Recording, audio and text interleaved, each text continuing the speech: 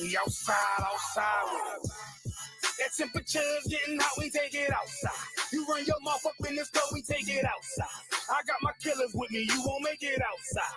Outside, cause we outside. Before the COVID had the mask and we was outside. The Glock loaded extra mag and it's outside. There's one west for that bag and we outside. We outside. I got the world in the palm of my hand. One West sleeve stretched through it live on the gram. Had a whole world viewing. Click and subscribe. Had them niggas off the block. Tell them shooters they want a job. I just put them on the payroll. When I get control them, I just mold them like they play doh. Soldiers giving Halo, trying to get up at them pesos. 40 cows send you out of space, Jeff Bezos. And Jeff Bezos, leave you all boxed up. All cause my delivery. I be on that prime shit. Take you time to get with me. Got me like Vladimir. Treat you like the Ukraine. Range your little city, now you boating like Usain. Scope costs more than the rifle. I got new aim, fresh kick, spit with the blick. Not my shoe game. Used to have a dirty 30 tied to a shoestring. Now I got the Ruger 5 and 7. That's my boot thing. That temperature's getting hot. We take it outside. You run your mouth up in this club. We take it outside. I got my killers with me. You won't make it outside. Outside, cause we outside. Before the COVID had the mess and we was outside. The Glock loaded extra mag and it's outside. There's one west for that bag and we outside. We outside. That temperature's getting hot, we take it outside. You run your mouth up in this club, we take it outside. I got my killers with me, you won't make it outside. Outside, cause we outside. Before the COVID had the mess and we was outside. The Glock loaded extra mag and it's outside. There's one west for that bag and we outside. We outside. I don't talk hardly. Be there when you call me. Send them Philly clippers at your head like a baldy. Chopper get to run down your block like a Harley. No, this ain't a big hog. This the big dog. In your city, swinging through the jungle like it's pitfall. In the water wading, marching to my cadence. Big burst of thunder in my hands like I'm reading. Shitty Mortal Kombat sounds, but I ain't playing. Look them in the eye before the war like a weigh-in. I'm up in the AM, politicking movements with that Draco from the vid because it's proven. Waiting on my brother how to bid, he ain't do shit. That's how life go. Win some, you lose. Seen a little nigga beat a big nigga out his shoes. Seen that nigga come back, pull up with a gun strap, rob everybody outside, told him run that. We outside. That temperature's getting hot, we take it outside. You run your mouth up in this club, we take it outside. I got my killers with me, you won't make it outside. Outside, yeah, we outside. Before the COVID had the mess and we was outside. My Glock loaded extra mag and it's outside. It's one west for that bag and we outside. Outside, yeah, we outside. That temperature's getting hot, we take it outside. You run your mouth up in this club, we take it outside. I got my killers with me, you won't make it outside. We outside, and we outside. Outside, and we outside. We outside, yeah, we outside. One west on them corners, and we outside. We outside with it.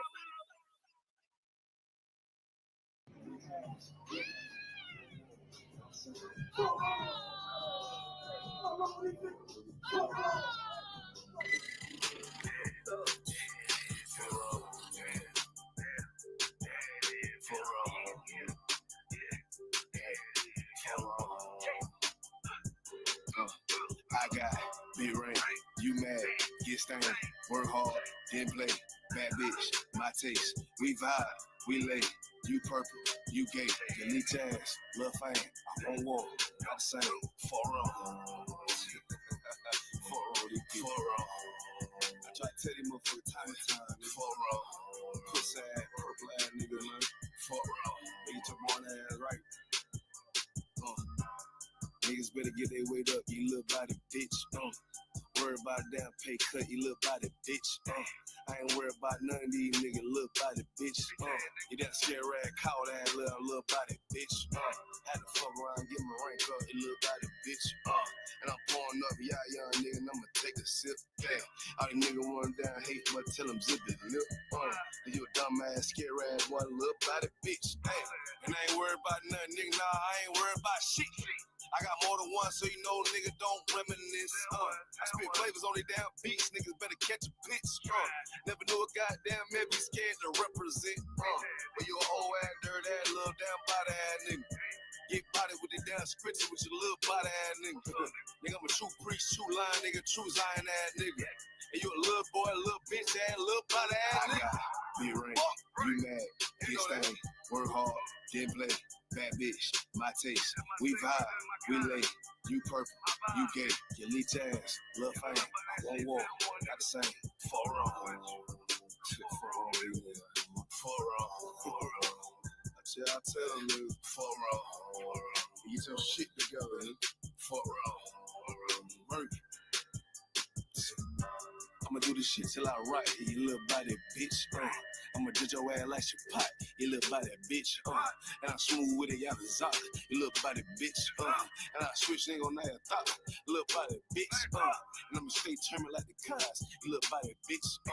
And I'm so cold like a bond, you little body bitch. And I'm a warrior like that bar, you little body bitch. And my aim like that a zot, you little body bitch. Need a princess pop out, little body bitch. Or anyone down the slide, you little body bitch. Yeah. I keep a couple straps in my ride, you little body bitch. Cause you can't get it, wanna die. Cause I'm body bitch. You right, you mad, get stained, work hard, get play, bad bitch, my taste. We vibe, we lay, we purple, you gay, you lit ass, love fame, all on, I say, for wrong. For wrong.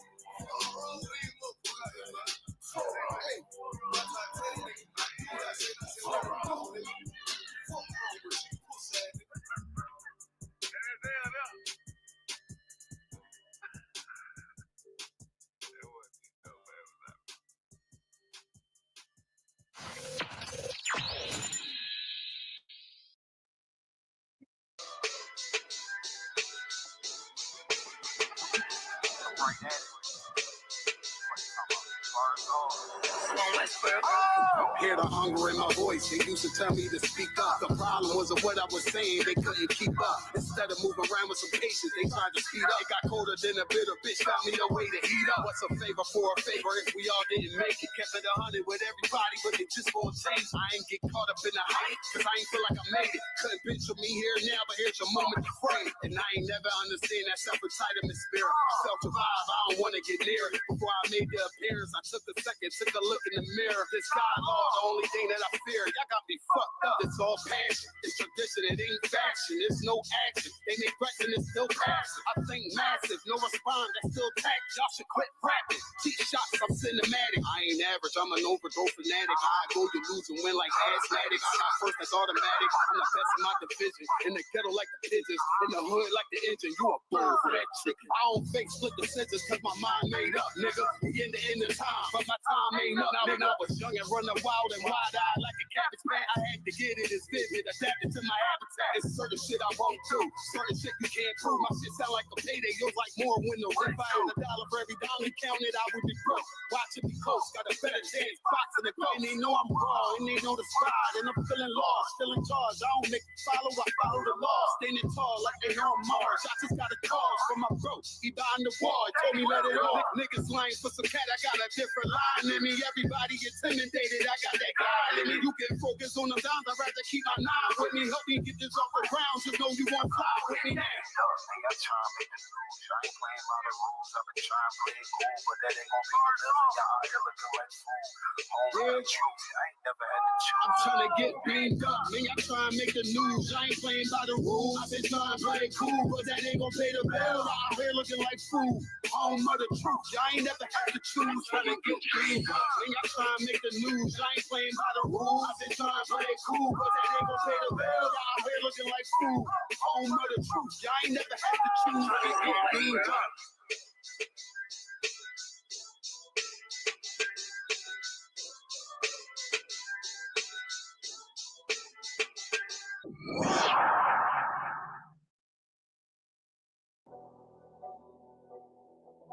I got you.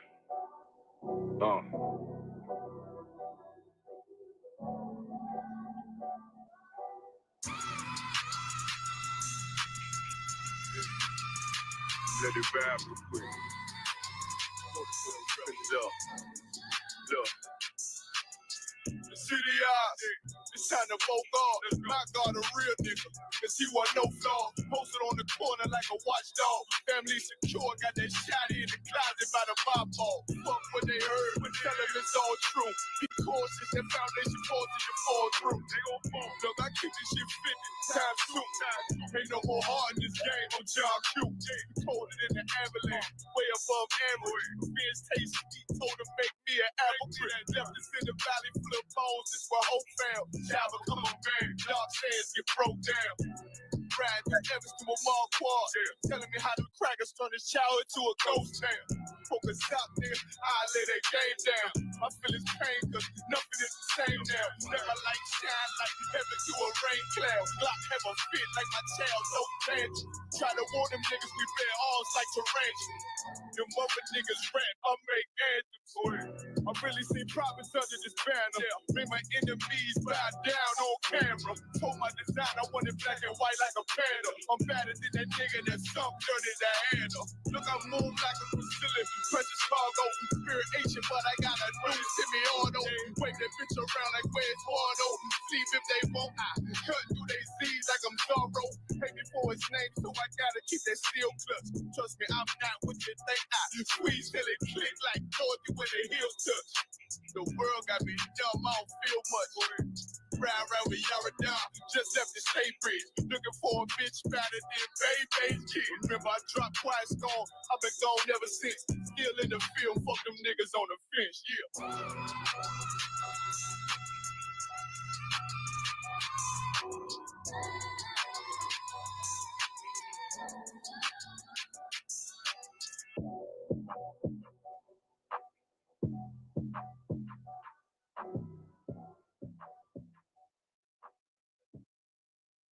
Daughter messed up, no.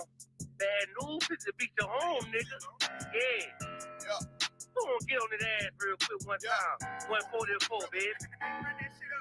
They said you get on, you gon' represent. I said, of course. Soon as they trade that beat, I ride that bitch like a horse. She about to go dumb, yeah, bitch, me whole thought. You ain't know they call me Obi-Wan. I go with the fuck. You gon' ride, yeah, of course. Get it lit up like a torch. You even low on this door, so that bitch is either or. Yeah, I know them niggas ain't cut like that. I swear I'm to our core. Wait up, let me make a call right quick. I'ma start another war. I was hurting when she left, but I don't care about anymore. I need a Vaseline like my Nina Puffer bar. Took a sock, watch the dark. Matter of fact, like the dark. Any problem, let them go. We gon' snatch they soul like Shane Shaw. Put them out of service, keep them tools like Miss Hawkins. Try to hope it's way too late. I'm headed straight to the safe. Throw that one up like a trophy. I'm that nigga, ain't no debate. Throw them boys, we taking notes. Call them up like set the date. This shit a piece of cake. Yeah, my bitches came from Whole Foods. Told them put on that top 3. Then bring me my house shoes. Don't make excuses, make moves. These niggas ungrateful, gotta show them UPK rules. I make this like I can't look. They said you get on, you gon' represent. I said, of course. Soon as they trade that beat, I ride that business like a horse. She about to go dumb, yeah, bitch, the whole fuck. You ain't know they call me Obi-Wan. I come with the fart. You gon' ride, yeah, of course. Get it lit up like a torch. You even low on this door, so that bitch is either or. Yeah, I know them niggas ain't cut like that. I swear I'm to our court. Yeah, I just got off the call. I'ma start another war. Spit a plate up with my niggas, get your knife and your fork. They ain't locked in with the count and with the speaking to me fart. Yeah, I just took the floor. Ain't no cowards in my campaign. They can't stop the campaign. Tell them bring the champagne. They know I'm a champion. They can see the outcome. Get them niggas bad, got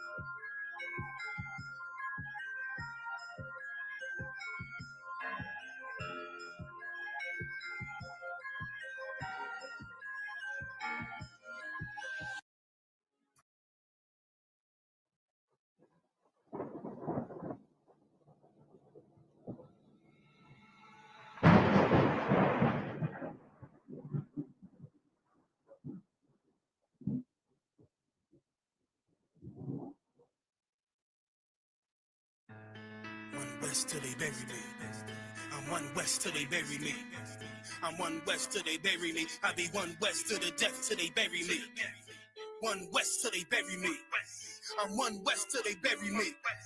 I'm one west till they bury me. I be one west to the death till they bury me. I be one west to the death till they bury me. They ain't scaring me. Rip the soul out of Pharisee. Speaking heresy and get you fucked up apparently. It's like they daring me. I said chill, they ain't hearing me. They ain't listening. Every bar nitroglycerin. Hit your heart, bring it back to start, make you live again. Getting dividends till we start getting ignorant. I be on that soldier shit. I told you shit phenomenal. Nominee a domino. So what you sucker trying to do? Rhyming comical. This is funny until I'm bombing you. Bring apocalypse to them pussy niggas that's popping shit. Team of all stars, I coach them up like I'm Popovich. Fuck the politics and the lobbyists and apologists. They vagina, so we gon' check them like gynecologists. It's kinda obvious how the situation is ominous. The way I vomit this and regurgitate for the audience. They start applauding this cause the competition is fraudulent. From the era where niggas smoke you up like a parliament. The flow been stupid. Shit has gotten retarded since all the dominance. One west rising to prominent. Cause I be one west to the depth till they bury me.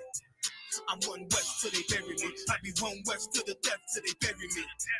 I'm one west till they bury me. I be one west to the death till they bury me.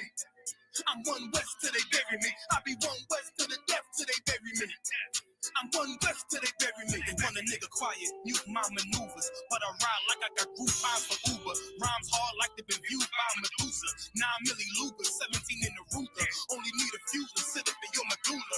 Obligata for the regatta, niggas wildin' they win every dollar. They riding by black Apollos, let the semi holler. A showstopper, been the stopper since the teeny bopper. But now I'm growing up Patron, premium of vodka. I put extensions on the block, modify the chopper. It's war heavy, war ready, and that's working mama. No marijuana, say I got the loudest silence on it. When I'm up on it, ain't no rapper do it like I do it. A lot of spitties and writers, but when they eat so, none of them can get to the fire around with me. And I had them niggas feel like a tire, and a deep. And I'm still dope as a piper. Every bar burn hard like a spoon with a lighter. Fuel igniter, I'm winning coming through with the title because I be one west to the death till they bury me. I'm one west till they bury me. I be one west to the death till they bury me. I'm one west till they bury me. I be one west to the death till they bury me. I'm one west till they bury me. I be one west to the death till they bury me. I'm one west till they bury me.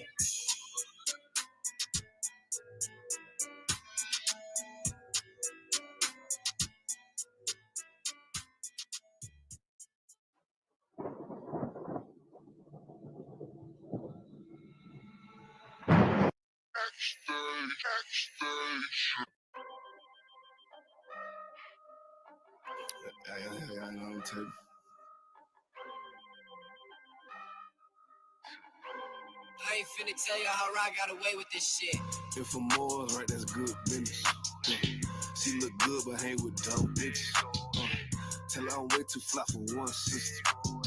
And if she leave a priest, I won't miss her. Won't put a ring around it. Oh, no. Bitch, you for the street like basketball goals.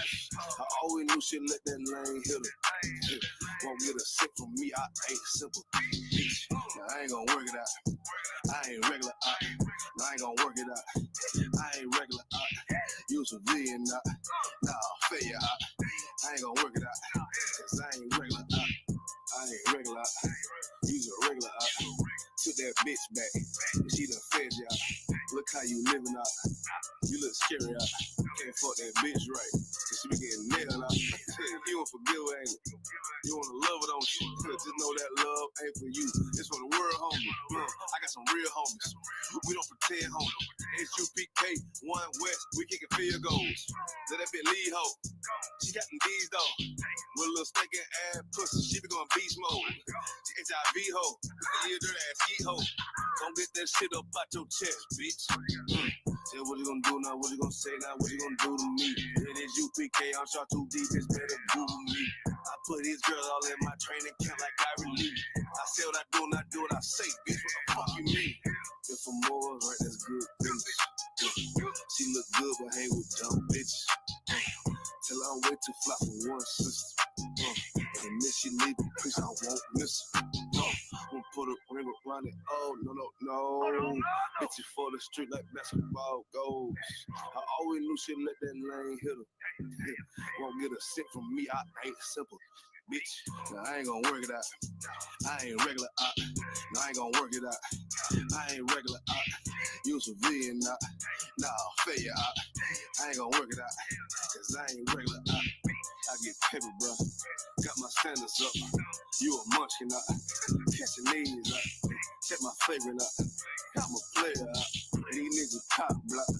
Take your lead out. You shouldn't be worried about these broke ass bitches. And don't compare yourself to silk ass niggas. Had to shine a lot of these disparate ass women. Cause they be tripping hard, acting like they tripping.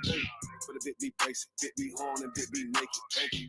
Fake it, stankin', the shame is dirty. Mouth bit be fake. I don't get too fucks about you. I wouldn't have put no baby in.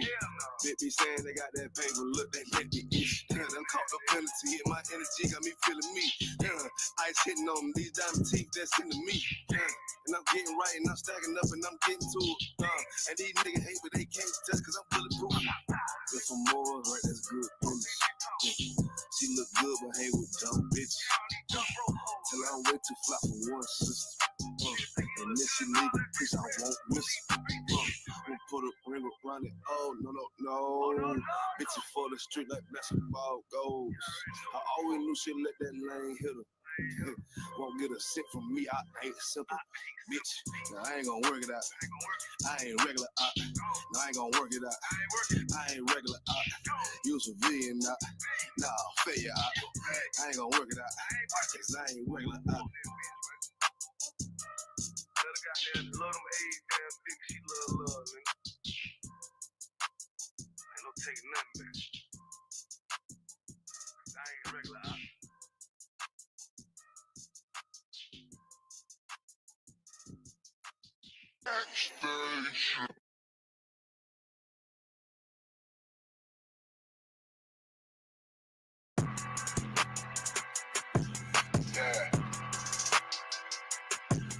Yeah, you know what it is.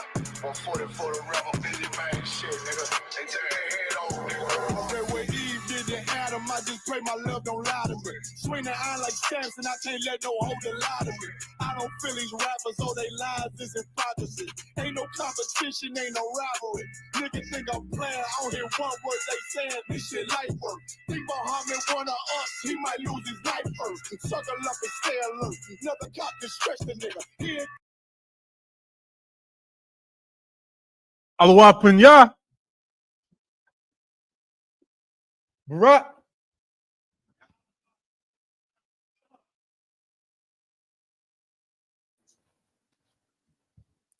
Berat. Yahweh Hashem Yahweh Shah Barakatah. Grab it up, Akim. I need my glasses in there. Please, siéntate. Please be seated. Shalom, Akim and Akwafian. We're going to get it on in here tonight. I'm going to answer your questions, solve all of your problems. All right?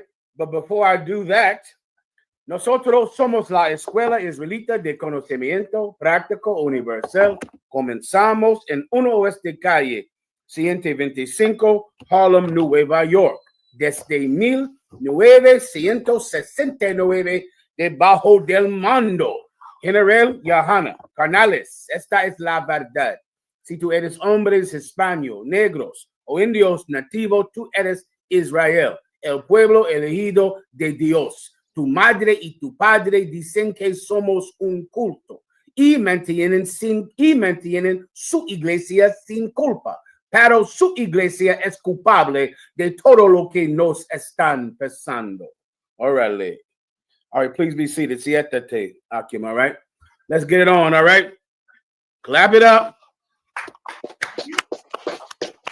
Tonight, I'm going to answer all your questions. On top of that, we're going to go over the Super Bowl halftime show, the all life-changing and pivotal Super Bowl halftime show. I'll explain the whole thing to you, give you the Israelite School of UPK's stance on the entire thing. Whenever you're ready, I'll answer your first question, all right? Khan, we got Florida with a question, sir. Florida, let's see you, boy, brothers. Shalom, General Yahweh Hashem Yahushua Barakatah. All right, what can I do for you? If I may, General, if you could grace me with a breakdown with in the book of Genesis, chapter 4 and verse 24. I kind of want to get an understanding of the swords, the flaming swords that are going in every direction to keep us out of the promised land. No problem. Whenever you're ready, you can read, all right? Yes, sir. The water, sir. The book of Genesis, chapter 4 and verse 24. So he drove out the men. So he drove out the man, and he placed at the east of the Garden of Eden cherubims. So the men he's speaking about is he drove out Adam and Eve. This is the end of the story of creation. Remember, of course, the Most High made all heaven and earth, made the stars and the moon, and then finally on the seventh day, he recreated man in his own image. He made people over. People were already created on the sixth day. But the Most High God decided to take a man and recreate him. Much so is what happened with you and I when we found the truth because of Jesus Christ. We were recreated the same way that Adam was recreated. Then the Most High God gave him a woman to help him in his subduing of the planet Earth, and gave them a place called the Garden of Eden so they could rule the world from that garden. You understand, warrior, right? Sir. Yes, sir. But then Adam and Eve, of course, they were seduced by the other people who were not recreated, seduced by the other people who were on the planet of Earth at that time, people that had become powerful and mighty and sin against the rules that Adam was given in the Garden of Eden. But Eve, one day, she was seduced by a snake. This snake was actually a person, but this person was a very low character. Why did I say low character? Because that's why he's called a snake, because snakes slither upon their bellies on the ground. They're low down and dirty. That's why that the myth that this was an actual snake, it comes from the Bible calling this person a snake because of his very low character. Well, this person seduced Eve, told Eve that she could have the one thing that every wicked woman wants above everything. You know what that thing is, warrior? It's like, sir, is it to have control over your husband, her husband? Okay, control over her husband is a part of it. Right. It's a part of it. But what she wants above all things is power. Power, which is the same thing as control. Yes. But just imagine if it wasn't just control over her husband, it would be control over him, control over everything in her life. Yes, the sir. white man did a study on why Black and Hispanic women die in childbirth far more than Africans in sub-Saharan Africa, far more than places, you know, that have way a lower economy than in America. It was the same year that Serena Williams, who performed at the halftime show, almost died in childbirth, even though she had the best of health care that anyone could have, whether white or Black. And they did a study that same year that said that the reason that Black women die so much in childcare, one of the reasons, of course, besides racism, which is the number one reason, but the secondary reason is that Black women have a need of control that they have to have even during pregnancy. They have to be in control. And that sense of control, they refuse to let it go. And so many of them die in childbirth. When you combine that with the white man's racism over us in hospitals, with the Black woman's absolutely insane desire to have control, that was the reason that these scientists said that Black women die. You can go look up the study. You understand? Yes, sir, I understand. So then after Satan seduced her into telling her how she could get more power, she can get more power by disobeying God and by learning the things that the other people were learning outside of the garden. That learning was the eating from the other trees, partaking of their culture, learning their customs, observing their customs. Then we could get power from being like them. It's the same thing today when people tell you to compromise and to fit in, to celebrate Christmas and shave your beard because you'll get a better job. That's a small part of what Adam and Eve were faced with. They were living a lifestyle completely separate from the other people who had power. And they knew if they could act more like them, then they could get power. Eve told them that was the better way to get power than to wait for the Most High God to grow this garden for them. Right. Bring this garden, make this garden come to fruition for them. Well, Adam listened to his wife Eve, and they began to dress like the other nations, observe their customs, keep their culture. The Most High God was so angry at them, he kicked them out of paradise. He kicked them out of the Garden of Eden. And now you're going to read from where you're at right now. All right? Sir. Go ahead. Come on, sir. Genesis chapter 4, verse 24 in the middle. In a flaming sword, which turned every I'm sorry, way. read from where we started, please. Yes, sir. Khan. Genesis 4:24. So he drove out the man, and he placed at the east of the Garden of Eden cherubims. A cherubim is an old word for an angel. So he made us get out of the Garden of Eden. What is the Garden of Eden? The Middle East. That's the Garden of Eden, the entire Middle East, everything. The Gaza Strip is part of the Garden of Eden. Palestine is part of the Garden of Eden. Saudi Arabia, the United Arab Emirates, Afghanistan is part of the Garden of Eden. Iraq is part of the Garden of Eden. We were driven out of the Middle East, our homeland. That's the true homeland of blacks and Hispanics, brother. The Middle East. We're Asiatic. That's the continent that the Middle East, that Israel is on, the Asian continent. That's the continent that we come from.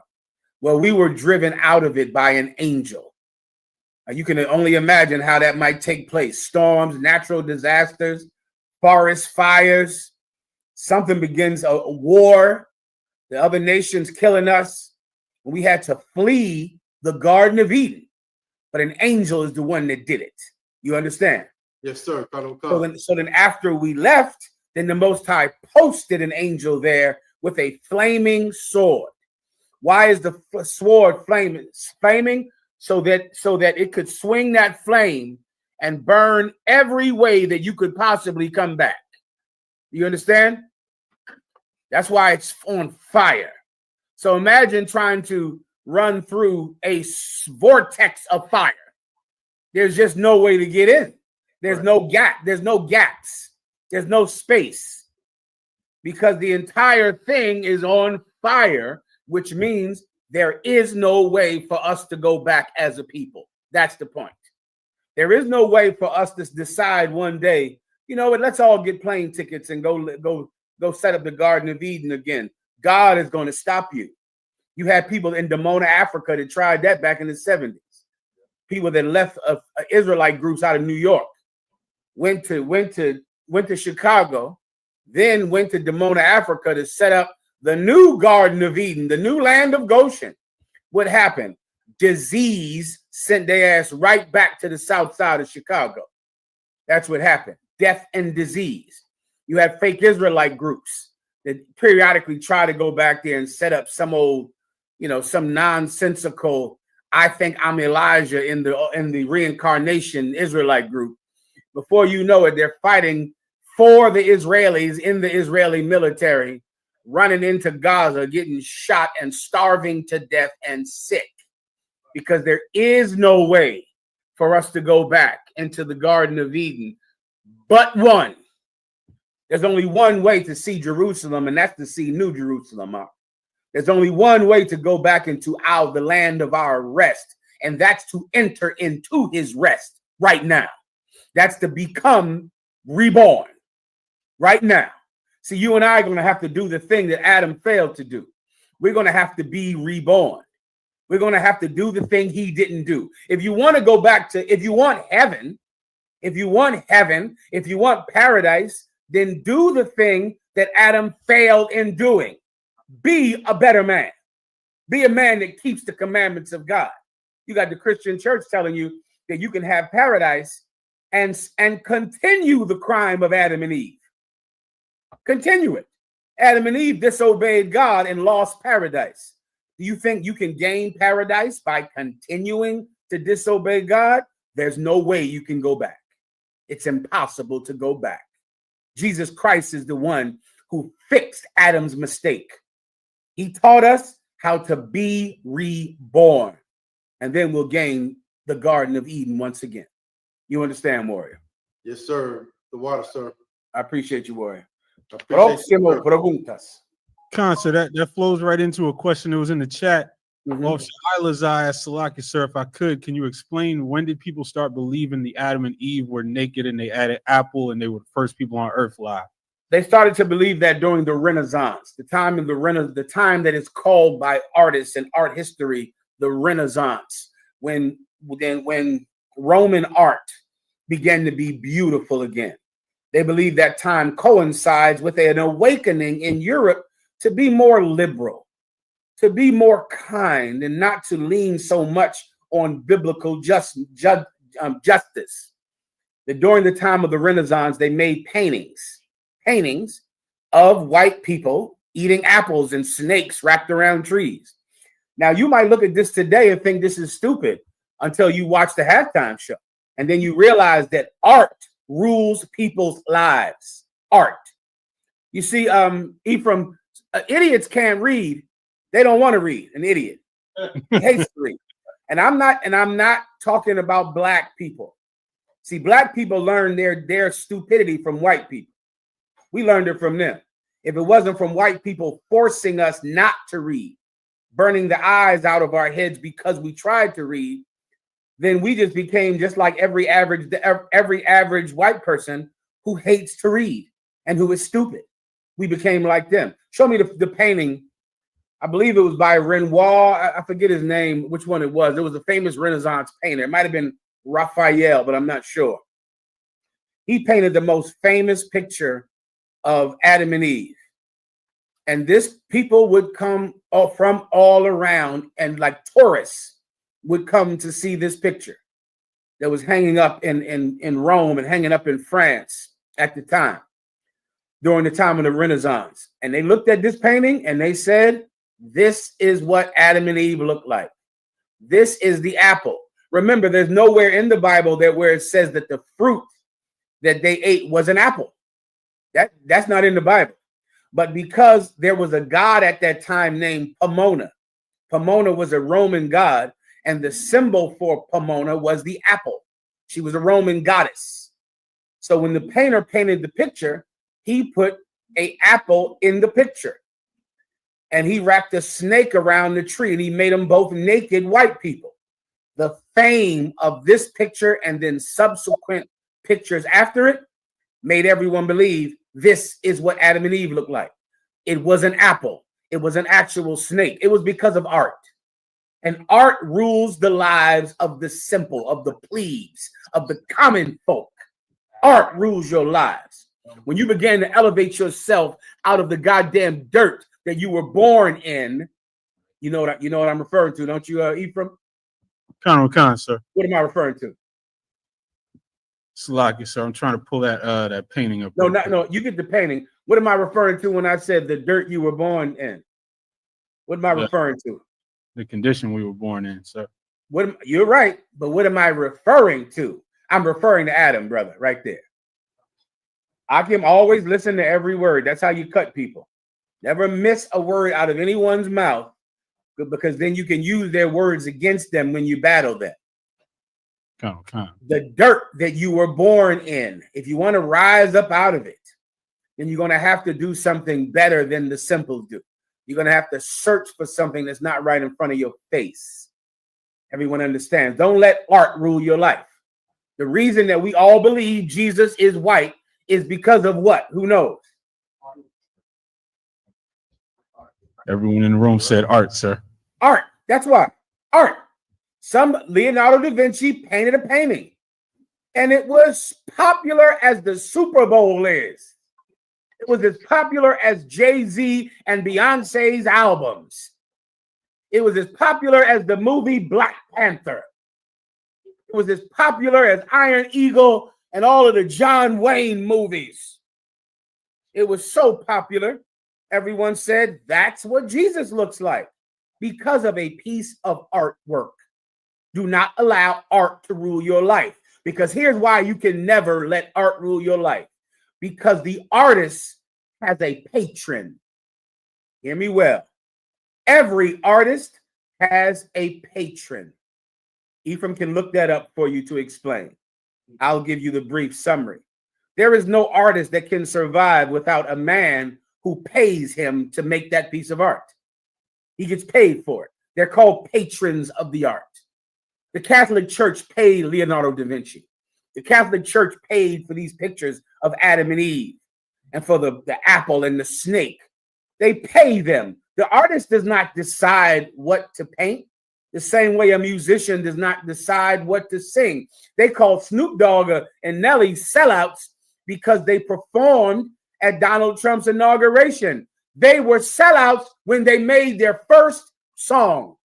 They were selling out. They were sellouts when they made gangster rap and songs that promote marijuana and drug abuse and threesomes and sin. Right. You better watch yourself. If you think that Snoop Dogg became a sellout when he performed at the inauguration, then what was he when he was teaching your children to get high and to have threesomes and the girls gone wild? Who knows? If you know about that, Ephraim? Come on. You remember that, don't you? How many of those videos did you have? Snoop Dogg used to have these videos where he was telling everybody to have sex with college white girls, and it was on the Girls Gone Wild. Somebody find that for me too.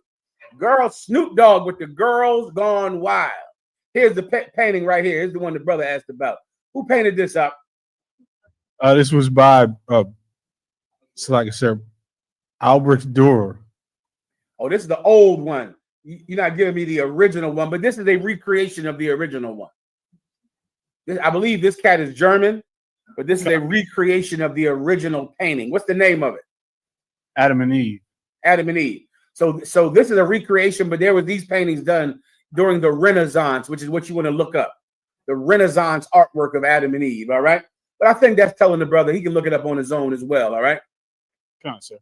All right, what else do you have? If you get the other videos I described, you can pull them up, but I'll move on, all right? Any other questions?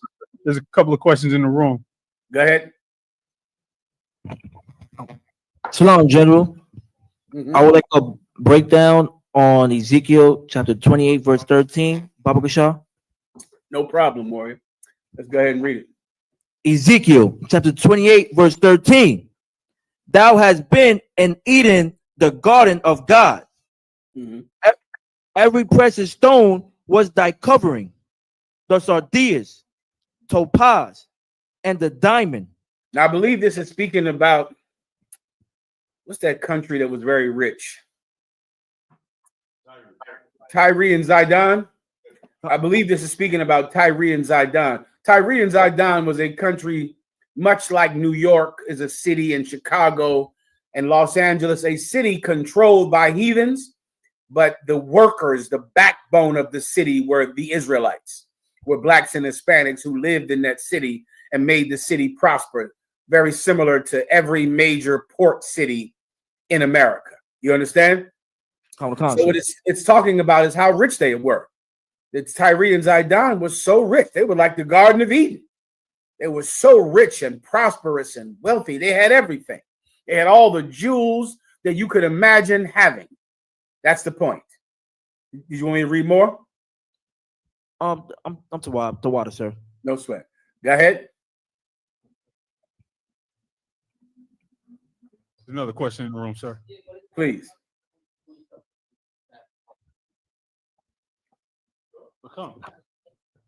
I'm ready for you up. Shalom, everyone. Salaki, if I may, sir, I have a question on Deuteronomy 28. Salaki, if I could find it, is about fleeing 7 ways. I'm trying to find the exact verse. Salaki. I think I'm familiar with what you're speaking about. I found it. It's Deuteronomy 28 and 25. Mm-hmm. And the Most High shall cause thee to be smitten before thine enemies. Mm-hmm. Thou shalt go out 1 way against them and flee 7 ways before them. Mm-hmm. shall be removed in all the kingdoms of the earth. Mhm. I just want to know what's the significance of fleeing 7 ways, sir. No problem. What you want to do is see it first in your mind and tell me what's the significance of one way. Then you'll get to 7. I would say fleeing 1 way would be probably like fleeing one direction away from your Wait, read it one more time. That's not quite what it says. Go ahead. Khan. And the Most High shall cause thee to be smitten before thine enemies. Thou shalt go out 1 way against them. There you go. That's what you need. Thou shalt go out 1 way against them. So what does it mean to go out 1 way against someone? I'm not too sure, sir. I'll help you. Let's say we have to fight an army of men, right? They're standing 10 miles straight ahead. What direction are we going in? Straight ahead. Straight ahead. What about, will there be 20 other brothers going a different way? La. Will there be 50 brothers going another way? La. Why not? Because the enemy is ahead of you, not in another way. The enemy is ahead of us. We go out against our enemy unified as one. We're not divided. We're not split. We're not running. We're going out against him, which means we are going to fight him as one body, as one people, as one army. But then when we get to the battle, he begins to win. And then we split up and go in 7 different directions. So now what are we? After we start to lose the battle, what do we become then? broken apart, sir.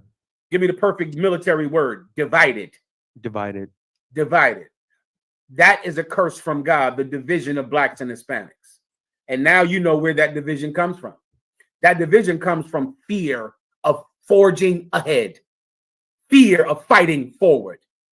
Because we don't want to fight forward, we split up. So now no, we're going to do it this way. No, we're going to do it that way. No, we don't need to all be in the same camp. You fake Israelites, you have the same thing that Christians have. You're afraid to go forward with Commanding General Yohana because we go in one direction in the UPK. One. So would that fall in line with 1 Corinthians 12 and 25, where it says that there should be no schism in the body? That's what I'm talking about, Warren. That's the whole point. That's the point. Now, Most High in Christ. Now you know where these schisms come from. Fear, losing. You start to lose. What happened with the Nation of Islam? Where are they at now? Split up and divided. Why? Because the white man came against them. They came out against the white man unified. Oh, but then the white man and his COINTELPRO and his all of his weapons. Before you know it, the Black Panthers are 57 different groups. Before you know it, Marcus Garvey's movement is 25 different groups, 7 different groups. You understand, Ephraim? 7 different groups. You just split up. You split up because you're scared. You begin to lose the battle. You thought you were going to win. And the minute you begin to lose, now it's time to hate each other. Now it's time to divide from one another. That's a curse from God. Jesus Christ came to correct that curse in us. You understand, Ephraim, right? Solid. Next. Sir, if I could real quick, shout out to the over 800 people watching live right now. There are not nearly that many likes. And get those likes up, man. Get those likes up. All right, next. A question in the chat. Shalom, Yahabashim Yahshua Barakatah. Salaki, sir, if I may, with your grace, sir, how would I explain to someone that the Most High is real who doesn't necessarily believe? So what if they don't believe? Who cares? I don't explain to anyone if they don't believe in God. I let God explain himself to them. I'll give you a few precepts to understand them. Give me that when it says, so what if some do not believe? Give me that. There's another one I would usually go to. Give me the fool have said in his heart that there is no God. Those are the two I would go through to explain them to you. You don't have to explain the existence of God to someone. Let God do it. Let him do it. There's an old saying in the white man's military: there are no atheists in foxholes. None. None at all. Once you're in a life-threatening, terrible situation, oh, you're going to believe in God. I remember when I was very young, and I rolled with the terriblest cats in the world. And they was always, because I'm from Philadelphia, they were always half Muslim. All of them, right? And though I go to court cases with them, and they was just, Muslim, real Philadelphia Muslims. And I remember one particular one right before I came in the truth that taught me a lesson. This cat was going up against a murder charge. And he was, no, this wasn't murder. This was aggravated assault against a police officer. That's what this was. Aggravated assault against a police officer. So he's Muslim. He's Philly Muslim. And he comes over to my house and he asked my mother, he says, Miss Betty, could you pray for me? I remember looking at him going, I thought you were Muslim. I remember going, he said, Miss Betty, could you pray for me? Yeah. I said, come on, now you're Christian. Now when it comes time for court, you believe in the God of the Bible now. You can't pray to a rock to get you out of prison. You need a God that does miracles when it's time to go to court. I hear you. It taught me a great lesson. It taught me, one, that Islam does not do miracles. So when you're in bad shape, you can't start banging your head on no rug. You're going to need a God that does miracles. You're going to need a God that raises the dead, that makes the blind see, because your situation is impossible to get out of. Yeah, a person will believe in God. Once danger is all around them, they will face the east so I can pray to the God of Israel. All of them will do it. Give me the precept I asked for. Come on, sir. Romans chapter 3, verse 3. For what if some did not believe? Shall their unbelief make the faith of God without effect? So what if some don't believe? Who cares? Don't believe. What the hell I need you to believe for? Don't. More crowns for us. More crowns for us. We don't need you to believe. Your unbelief will not make the faith that we have in God take no effect. Our faith will still be rewarded, whether you believe or not. No problem. But when you get locked up, you know my number. When your child is in the hospital, you know how to reach me, right? Anything else? Damn right, priest of war. Continue being a sucker. Any other questions? Brothers.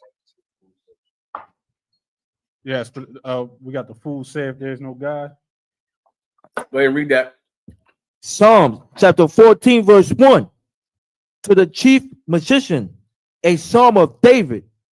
The fool hath said in his heart, there is no God. You hear that? The fool has said in his heart, there is no God. The evidence of God is all around you. The evidence of the Creator is his creation. His creation is everywhere.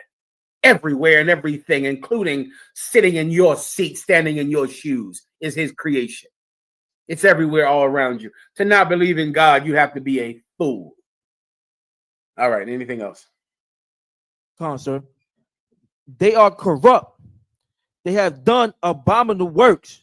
Oh, here we go. Now we learn the real reason they don't believe in God. They're corrupt. They're disgusting and vile, and they have done terrible things. That's why they don't want to believe in God, because they know that if there is a creator, they have sinned against him. If there is a God, they have sinned against him. They're hoping there is no God. That's for damn sure. They're hoping there is no great celestial judge that rules over heaven and earth, because if so, he surely will not like the things that you've done. So what's more accurate to say is you hope there's no God. You hope there's no God. All right, anything else? Come on, sir.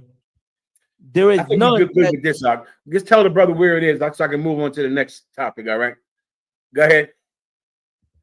Psalms chapter 14, verse 1. Con, sir. We got a question in the chat. Salakia Alawap, can you break down Ecclesiasticus 37 and verse 9 through 12?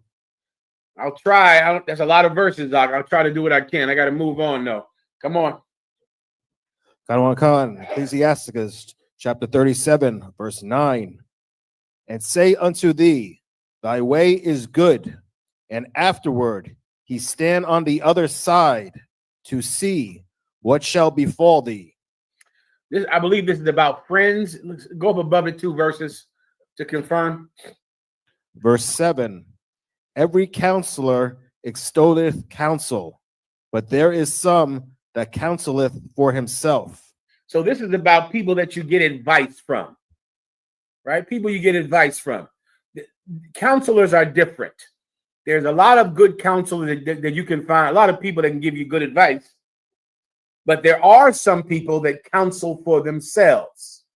There are some people that are actually not your friend, but really giving you advice that profits them. Everyone understands. Keep going. Khan. Verse 8. Beware of a counselor, and know before what need he hath. For he Beware, will be careful when you choose someone to get your advice from, and know before what need he has. A lot of you are suckers to these people on the internet, these Nigerians calling your phones, and you send them money to these people out. I know you're doing it because you're lonely and gullible. And these people are calling you on the phone, telling you there's some beautiful, beautiful woman so you can marry them and bring them to America and help them out and all of that garbage out. They're lying to you. They're lying to you. They know you're a sucker with money, and they're lying to you.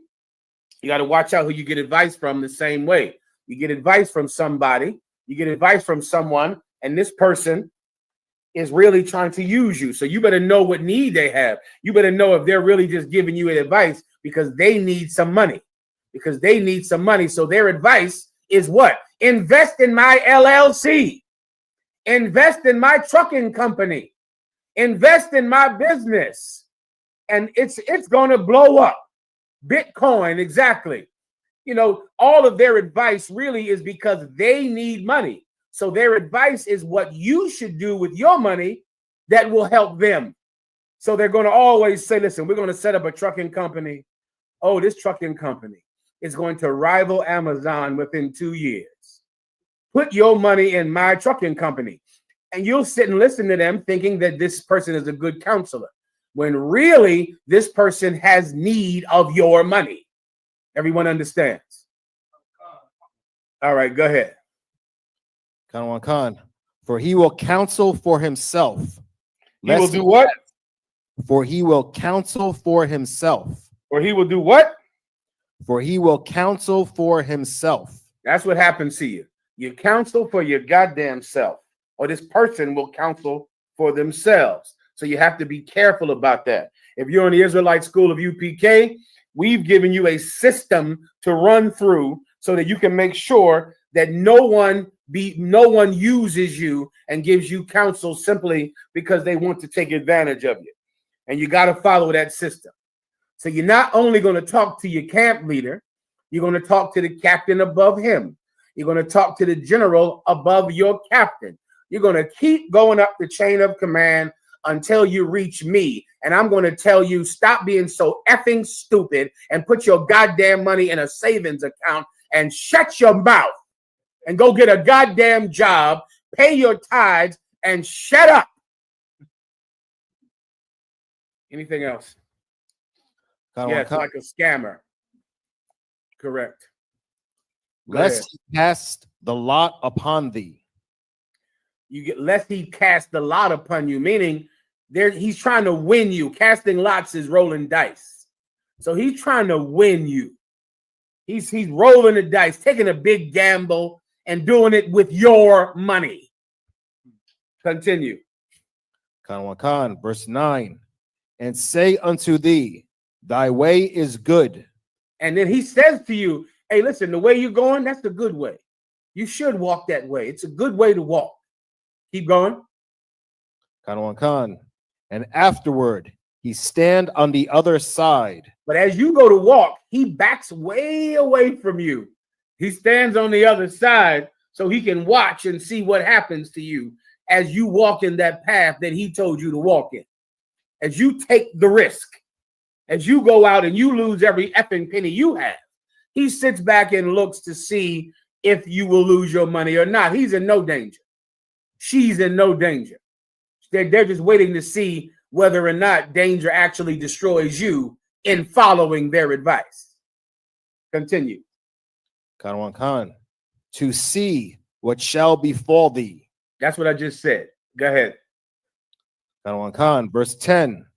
Consult not with one that suspecteth thee. You know what that means? Suspect someone who's suspicious of you. Don't somebody who doesn't like you and they're suspicious of you. Don't ask them for advice. They're going to harm you. Right? Getting advice with someone, it's your choice who you get advice from. But Lord, you better be careful.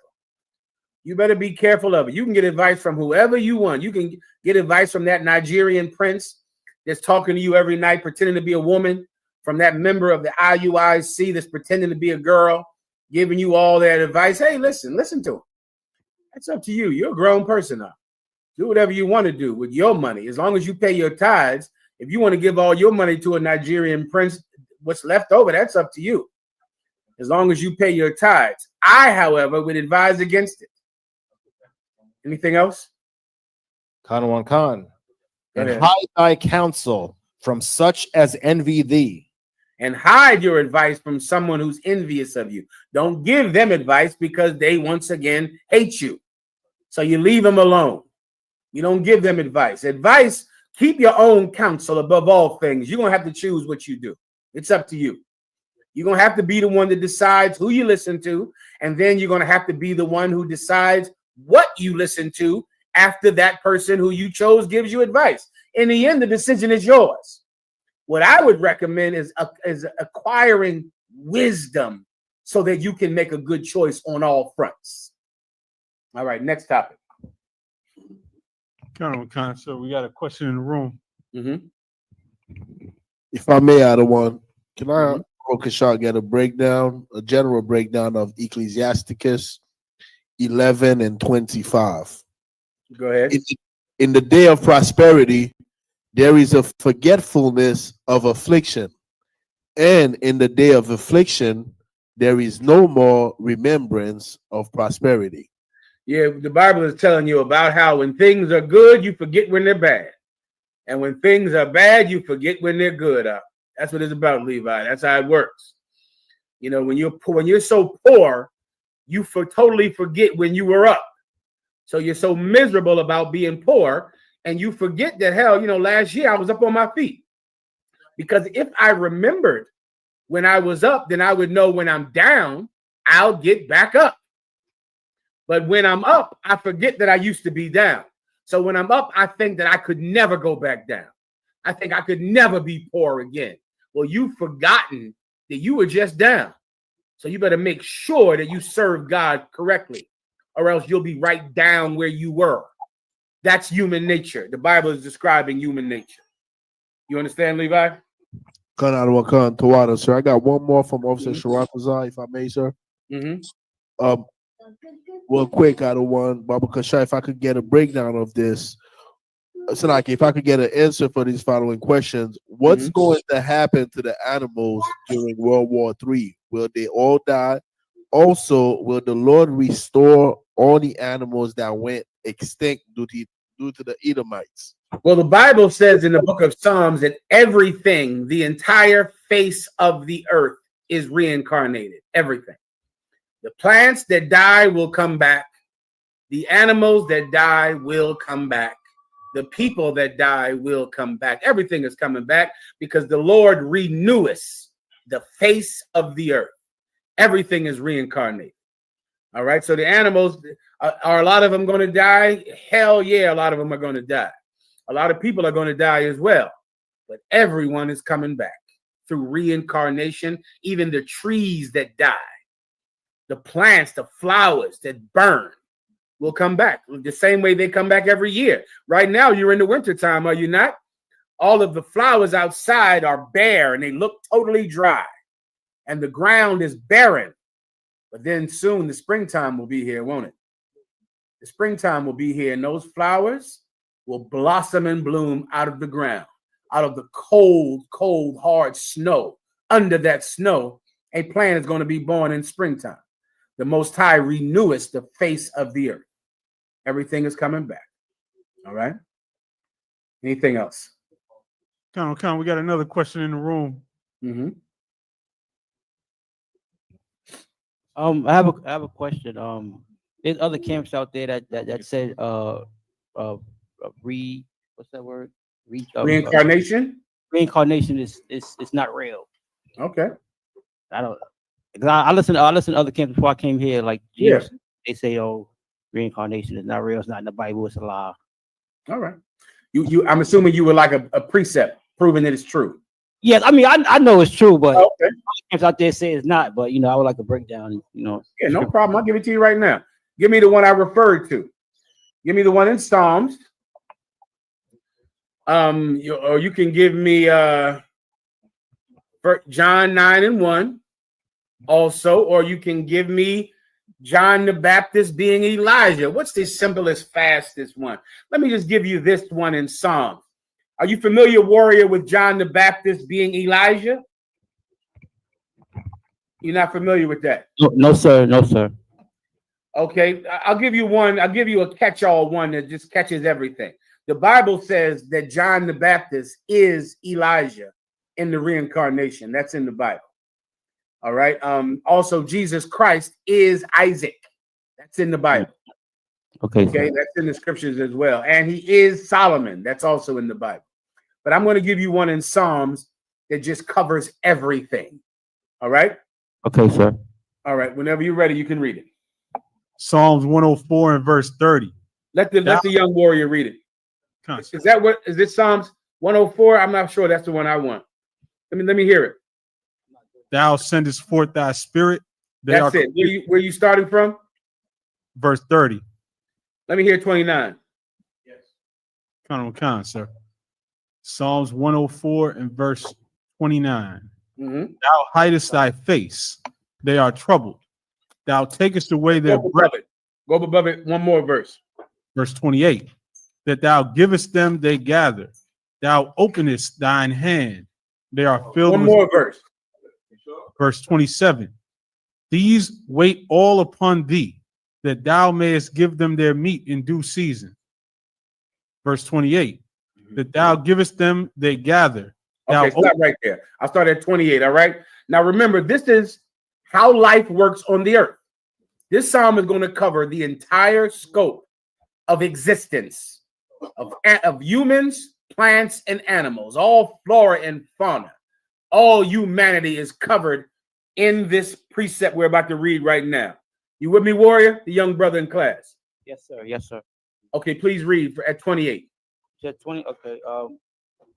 That thou Songs chapter 4, verse 104, verse 28.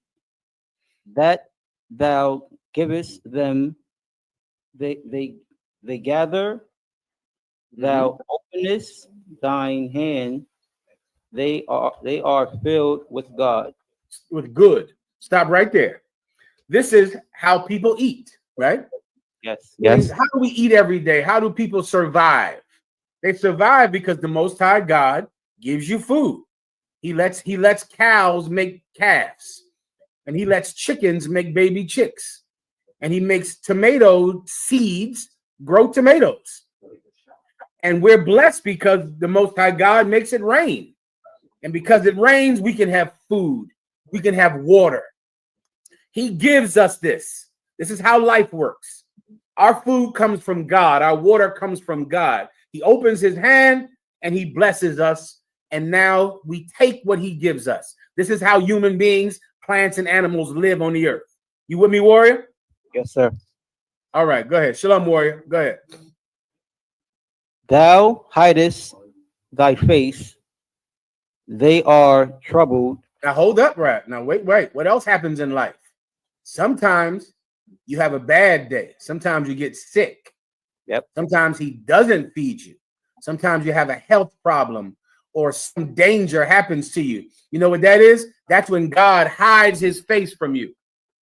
He's not taking care of you now. He's hiding his face from you, And because God is not looking at us to help us, we're troubled. Now we have the troubles like health problems, danger, things that cause us to die. That's something else that happens here on earth. Keep going. Thou takest away their breath. Thou dost what? Thou takest away thy breath. What happens because of that trouble? You die. Because Right. of that trouble. I had a situation like that. I had a health scare where I almost literally lost my life. Break it down for me. Break it down. What happened? I had an overactive thyroid, and I didn't really have health insurance to pay for it. So I pretty much had to use my brother's health insurance to get into the hospital. Because if I didn't have no health insurance, I pretty much would have been dead. So I had to be hospitalized 3 times in 1 year behind that, and I pretty much had to lie to the hospital, basically saying that I was my brother when I wasn't. I didn't have no health insurance. I almost lost my life, so I had to pretty much change my diet. I wasn't eating right. So what happened? How did you finally? What happened? Well, I was basically doing research online to see like how did this happen? Because when I went to the doctor told me, well, stuff like this just happens, and I'm like, well, me having common sense, I know that something like that is not just gonna happen. It had to be something that I had to do with my lifestyle in order for that to happen. So when I went online, I did some research. You know what I'm saying? And come to find out, it was food that I was eating. I was destroying my body. So I changed my diet, and I never had that problem ever again. Barakatah Yahweh Yahweh Shai. Give him a hand. Well done, brother. Listen, that showed a great deal of courage. You did what you had to do to survive, and I'm proud of you, brother. Well done. Good job, warrior. Good job. Damn right. All right. Okay, so now we're reading. This person, trouble came, and this person died, which happens all over the planet. Like the brother said, you almost died. Think how many other people do die. Think how many people die every day from health problems. It happens all the time. Well, this is what happens. The Lord gives them trouble. They die. Keep reading. Okay, they die and return to their dust. Return to what? Their dust. So now we know what happens to that body. That body returns to dust. That body goes into the ground and decays and becomes soil, becomes dirt. The body is gone. So now remember that part you need, because that body that he was living in is not around anymore. The body has become dust. It's dirt. Now keep reading. 30. Should I say the verse 30? Thou sendest forth thy spirit. Thou dost what? Thy sendest forth thy spirit. Thou dost what? Thy sendest forth thy spirit. Do you understand what you're just reading right now, brother? After the man is dead, after the body is turned to dust, then God sends his spirit. After the man is dead, after the body becomes dust, then the Lord sends his spirit, which never dies. God sends his spirit. Go ahead. They are created. They are what? Created. Wait, when are they created, brother? I guess it's right in front of you. You just read it. When are they created? The dust. When they died, right? During the dust. When they died. Yes. Yes, you give him a hand. It says it right in front of him. When they die, the body is turned to dust. God sends his spirit and they are created. Keep going. Okay. And thou reneweth. Thou what? Thou what? Reneweth. Thou what? Reneweth. What does that re mean on that renew, brother? Do you know? Renew, basically to be born again, or give him a hand. Give him a hand. Give him a hand. Yeah, that's reincarnation. It's right in front of you. Thou renewest. Renew, because they were already created and then they died and their bodies were turned to dust. God sent his spirit and renewed, keep going, the face of the earth. everything on the planet Earth. Everything. Reincarnation is right there in front of you. I don't know how anyone could challenge the UPK on this. I don't know how you could say it means something else. It's right there. The GOCC, I never even heard of them. Who in the hell is the GOCC? That's a lot of acronyms. Y'all niggas know y'all got acronyms from us, right? Everything you do is about copying the ISUPK. So because we're the UPK, you got to be the GOCC, the IUC, the IUIC, the GCCD. You gotta even steal acronyms from One West. Why you got to be an acronym too? Go ahead, brother. Raise your hand. Go ahead. The brother had his hand up. I was actually going to join them because this is my first time here and experiencing. Oh, give him a hand. Give Most High in Christ. Glad to have you, warrior. Glad to have you. Go ahead. What do you want to say? Yeah, first day, I was actually going to join them, but I couldn't see myself congregating with heathens. Can't see that. Yeah, neither could I. Neither could I. Well said. Give him a hand. Yeah. Most High in Christ. All right, warrior. Well done. I believe you chose wisely. All right, next. Próximo preguntas. Kind of quick shout out to the zones that's here with us. Oh, got come Trinidad. on, Trinidad. I see you, Trinidad. Give Trinidad a hand. Dallas, Texas. Give Dallas a hand. I see you, Dallas. Give what was this? Milwaukee. Give Milwaukee a hand. Florida. I see you, Florida. Can Christians smoke weed? What? That's Atlanta, right? Give Atlanta the Brave a hand. I see you, warrior. Yeah, Montreal. Montreal, give Montreal a hand. Chi-Town. My town, Chi-Town. Give them a hand. Montreal has a question, sir. Montreal, you're up. Shalom, so y'all watching Shabbat. So like a general, if I may, just get a quick breakdown on Revelations chapter 19, verse 12 of Gushad one. No problem, man. Go ahead and read it, please. Revelation chapter 19, verse 12 says, his eyes were as a flame of fire, and on his head were many crowns, and he had a name written that no man knew but he himself. Just break this whole thing down. Kawaka, it's really about the name that no man knew, out of one. I got you. To understand that, you need to go to the book of John. I'll give you the precept. Let me see. Stand by.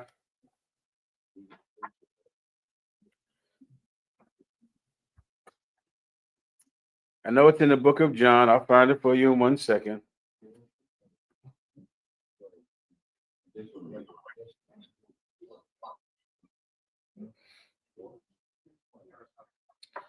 Okay, Montreal. Let me see John 21 and 25. Hold up. This might be it.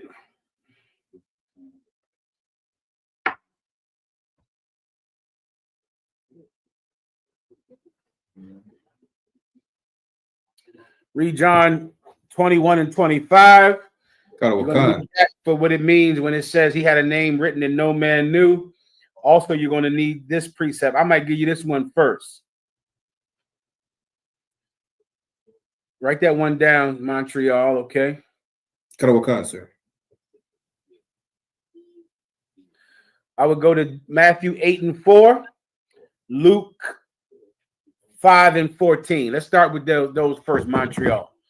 Now, okay, fake Israelite groups read this precept you just read, and they say that nobody knows the actual name of Jesus Christ or God.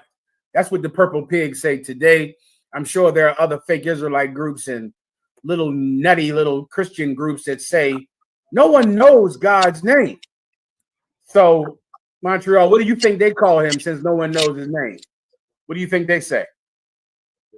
So, like I don't listen to Christian Israelites. I'll tell you. They just say this. They just use the same names that Christians use.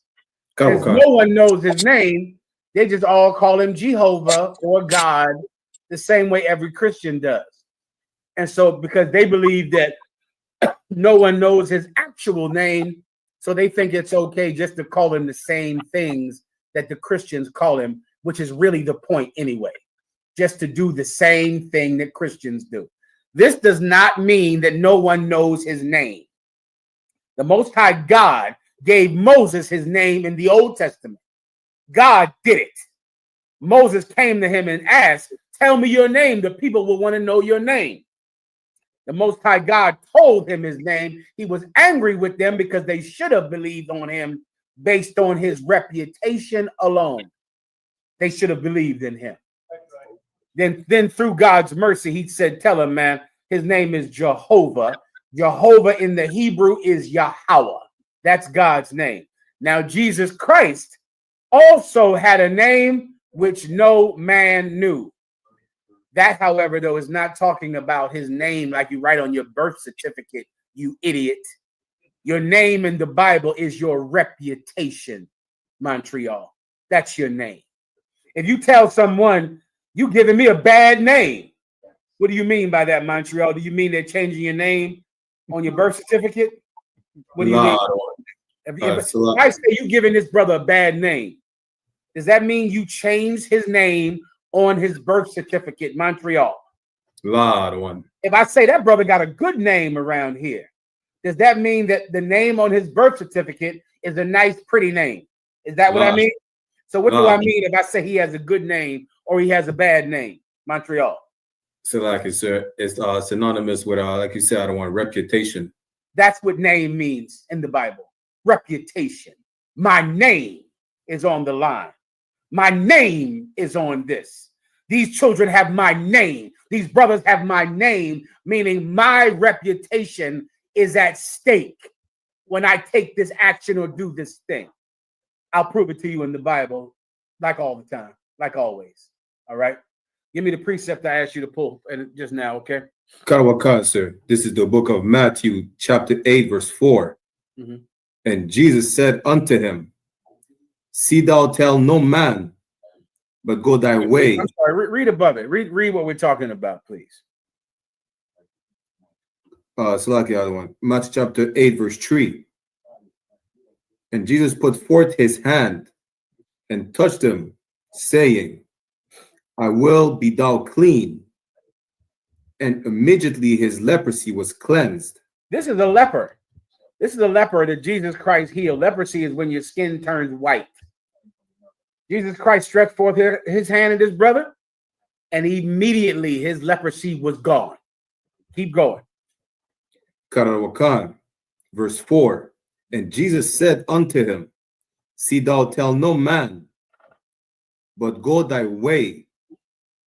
Shew thyself to the priest, and offer the gift that Moses commanded for a testimony unto them. General Haas, you have to give me some precepts. Hold on. Throw out a Haas. Okay, I think General Haas is giving me reincarnation precepts for the brother. Here's a reincarnation precept. Ecclesiastes 1 and 9. That's excellent. Ecclesiastes 6 and 10. Philippians 2 and 9. And he's giving me the flame of fire precept, Revelations 19 and 12. Someone write those down, all right? Those are from General Hazayan. He has excellent. His precept book is outstanding. General Hazayan's precept book is just amazing. So if I was you, I'd write those precepts down, all right? So now you see that right there, brother. He said, tell no man. Guess what this leper did? He went to the city and told everybody. And that's the reason that we know about this incident. If he would have obeyed Jesus Christ, we wouldn't even know about this. We wouldn't even have heard about it. But this man disobeyed Jesus Christ. Also notice how Jesus Christ told him to go into the city, into the priest, and give the gift that Moses said to give. What else does that tell you about Jesus Christ, Montreal? Salaki out of one. How could I say? He were referring to the Old Testament, out of one. And what was he teaching that brother to do right there when he said, Don't tell anybody that I healed you, but go into the priest and make the sacrifice that Moses said to make when God does something for you. That means Jesus Christ kept the law. Kawakan, sir. He kept the law. It's right in front of you. He didn't break the law. He kept it. He said, go into the temple, brother, and give the gift that a man must give when God performs a good work for him. Jesus Christ kept the law, and he was humble.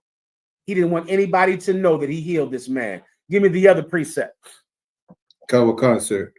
This is the book of Luke, Salakia. Luke chapter 5, verse 14 out of 1. Mm-hmm. And he charged them to tell no man. We'll read above it to see what he did. Kawakan, sir. Luke chapter 5, verse 13. And he put forth his hand and touched him, saying, I will be thou clean. And immediately the leprosy departed from him. This is another account, the same account. He told the man, go do it, and don't tell anyone that I did it. Don't tell anyone. Now give me the one in John. Karawakan, sir. This is the book of John, chapter 21, Salakia. John chapter 21, verse 25. And there also, Salakia, and there are also many other things which Jesus did, the which, if they should be written, every one, I suppose that even the world itself cannot contain the books that should be written. What does that mean, Montreal? So I got one. He did too much miracles just to be in the records that we have right now. I don't want that. Brother, the records that we have of the miracles of Jesus Christ do not scratch the surface of the miracles he did. Kawakan, sir. He did so many. And he would tell people what when he would do them? To not tell no man, I don't want. Don't tell anybody. He didn't want anybody to know about it. And because he didn't want anyone to know about it, he has a reputation that no one knows. Karawakan, sir. You understand? Karawakan. Gracias. Próximo, preguntas. Kind sir. Brother in the chat says, Shalom, let the general know his Spanish is improving every week. Gracias.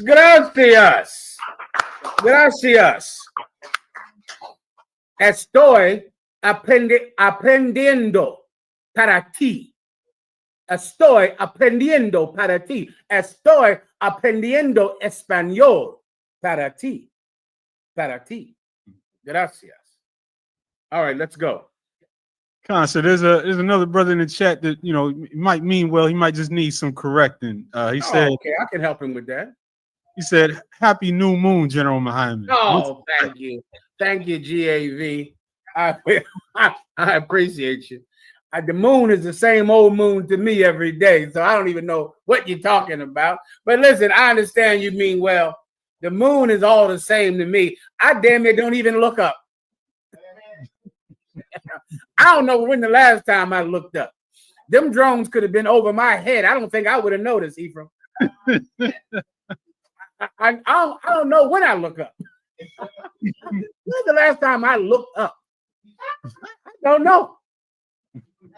I gotta look straight ahead at me. These niggas coming to get me. I gotta look straight ahead. I don't got no time. But GAV, listen, a lot of y'all living with y'all head in the clouds. Listen, thank you. If it's the new moon, I appreciate you, brother. All right, gracias. Anything else? Young man Raphael asks, are there Israelites in Guinea, West Africa? There are Israelites everywhere, young man Raphael. Everywhere throughout the four corners of the earth. But they're not the real people of Guinea, West Africa. The Guineas, West Africans are heathens, and they can never come into this school. But there are Israelites that live in France. Maybe their father was in the white man's military, and they went and got a Guinea, West African pregnant or a French woman pregnant. There are black people in Alaska. What's that brother in Alaska that went and got everybody pregnant in Alaska? I forget his name. Salakia, I thought you was about to shout out the ISUPK brother in Alaska. Give him a hand. I'm sure he put some work in down there. when he was in the world, when he was in the world, brothers in the world, remember, you are what your father is. So if an Israelite goes to another country, and if in their ignorance, if they have sex with the women of that country, those children are the children of God. They have the seed of the Israelites. And so you got Israelites in every country, but the true people of that country are heathens and can never come into this school ever. We got a brother right now from the tribe of Judah. Where is he at in Africa, that officer down there? I want to say he's in South Africa. Is that right? Cape Town, sir. Cape Town, South Africa. He is not African. His family moved to that country years ago, and he's been raised there his whole life. But he is not an African at all. But his family moved from America and now they live down there in Cape Town, South Africa, and he grew up in Cape Town, South Africa. But he's not an African. Real Africans can never come into this school. Don't even try. If you're a real African, you can join the Christian church like you've been joining them, but you cannot join the UPK. All right. Anything else? No, so we got another question in the room. Oh yeah. I have a question. There's camp out there that preaches all nations can be saved and they can be grafted in. Now I know that's ridiculous, but I would like for you to, edify me. No problem. The grafted in precept they're speaking about is from the wild olive branch, right? The grafted in is speaking about the nation of Israel that is made up of two different trees, blacks and Hispanics, or the northern kingdom and the southern kingdom. These two kingdoms were separated through warfare and curses. And so at one time, there was only the southern kingdom, the tribe of Judah. The Most High God said that he would graft in the wild olive tree. He would bring it, join it with the olive tree that the farmer owned. And that tree would now grow a brand new tree. The grafted in is speaking about the northern kingdom who is separate from the southern kingdom. Give me Ezekiel 37, where it's two nations and now they'll become one in my hand. The metaphor they're using is a farming metaphor. I went specifically and researched this, and I did this. I wanted to understand grafting, so I grew a tomato tree, and I took another tomato branch and I grafted it on to my other tomato branch, and that thing stuck. Aishar, you hear me? Sir. I took a picture of it. That thing stuck. I taped it. I took two tomato bushes and I cut the branch off of one and I put it on another one. And I taped it. I just used tape, just white tape.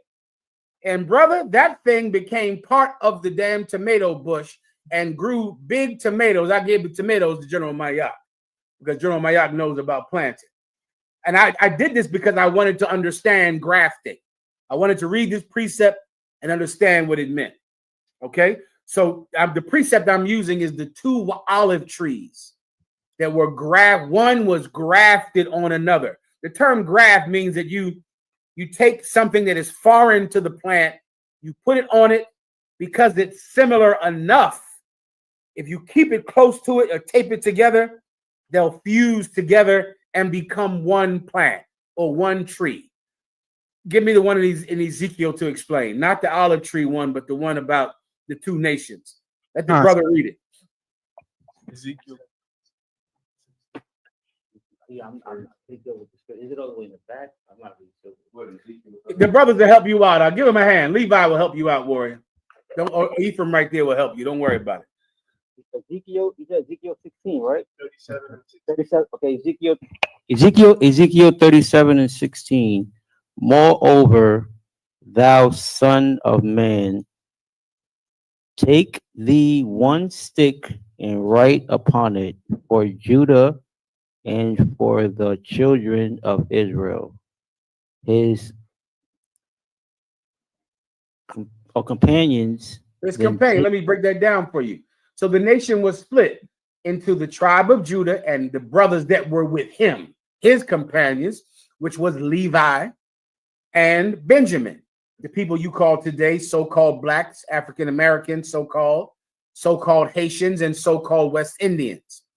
That was Judah and his companions. So you got one stick.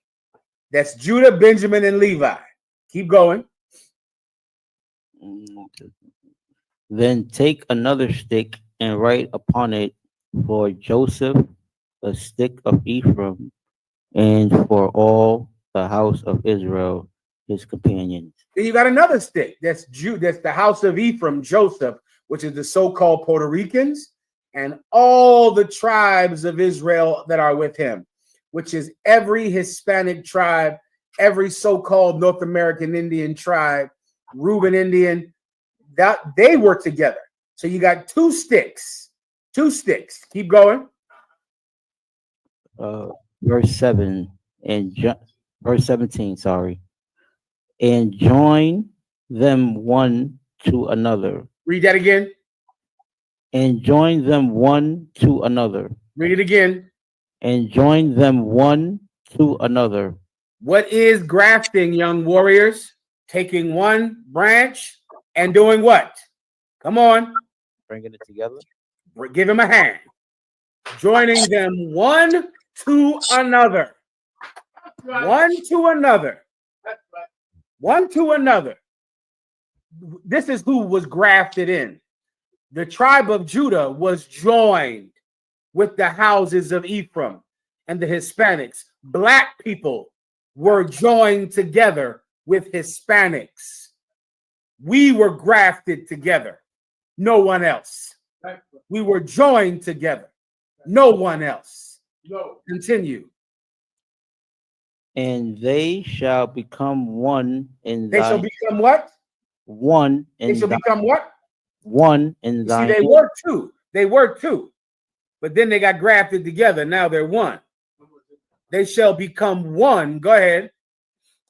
In thine hand. In thy hand. In thine go. Hand.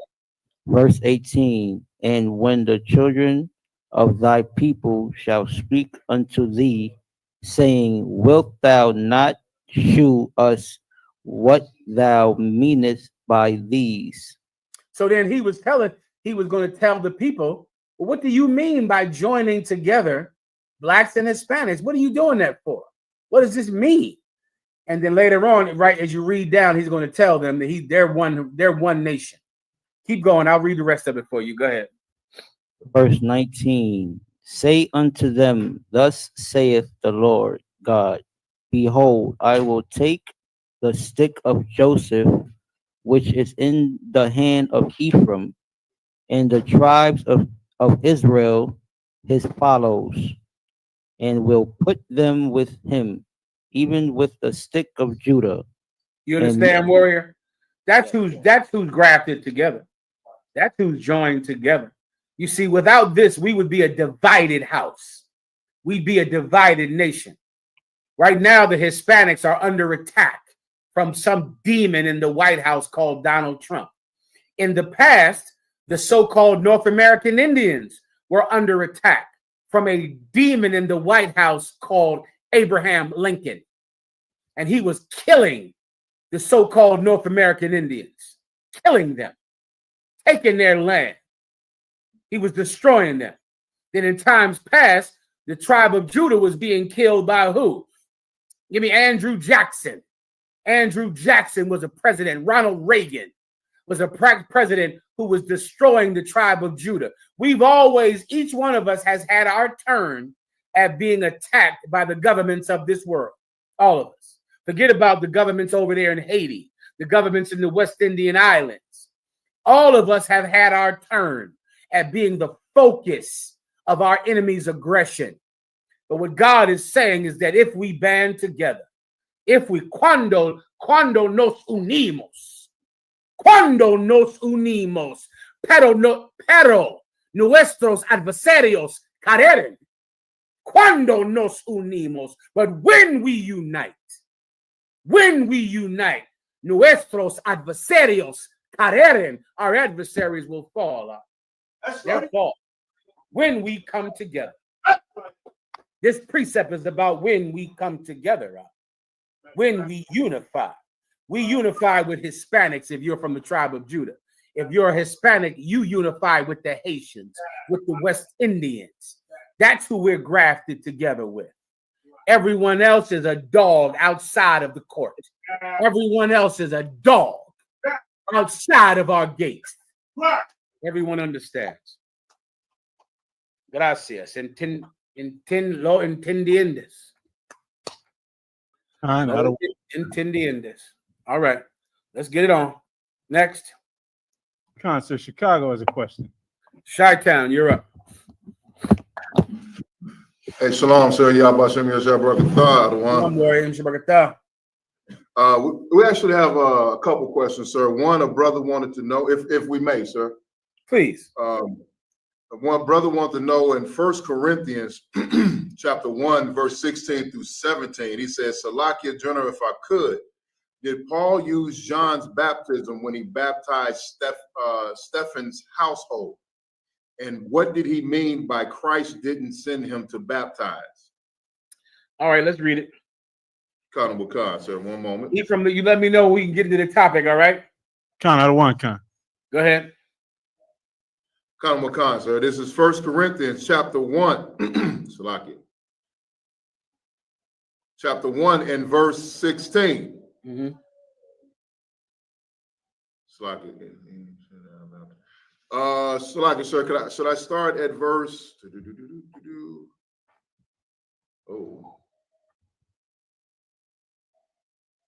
12? Please.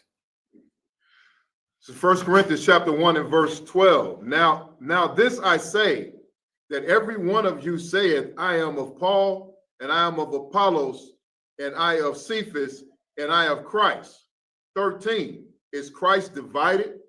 Was Paul crucified for you, or were ye baptized in the name of Paul?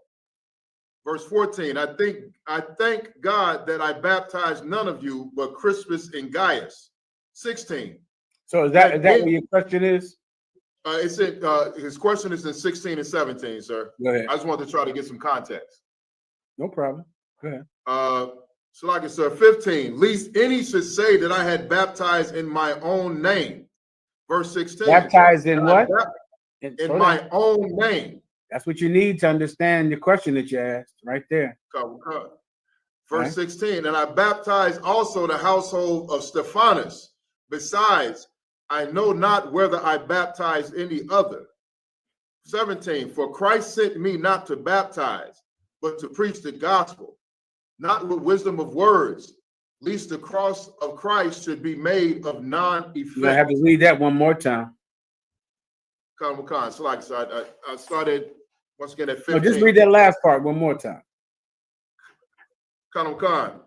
For Christ sent me not to baptize, but to preach the gospel, not with wisdom of words, lest the cross of Christ should be made of non-effect. That not with wisdom with words is what you're going to need right there to understand.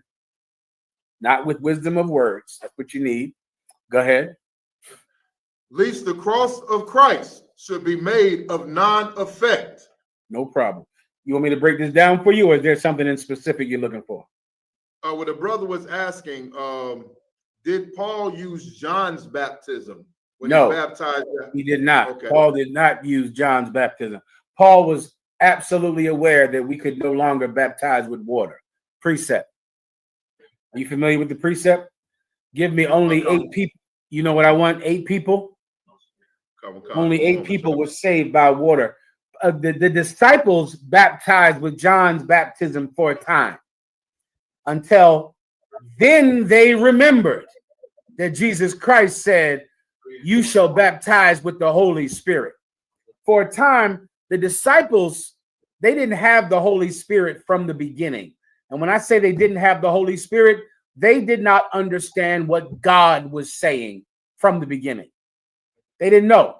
Over time, they began to realize what Jesus Christ was actually talking about.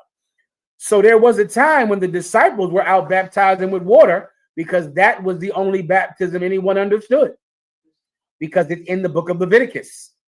Then they remembered that he saith, John indeed baptized with water, but you shall baptize with the Holy Spirit.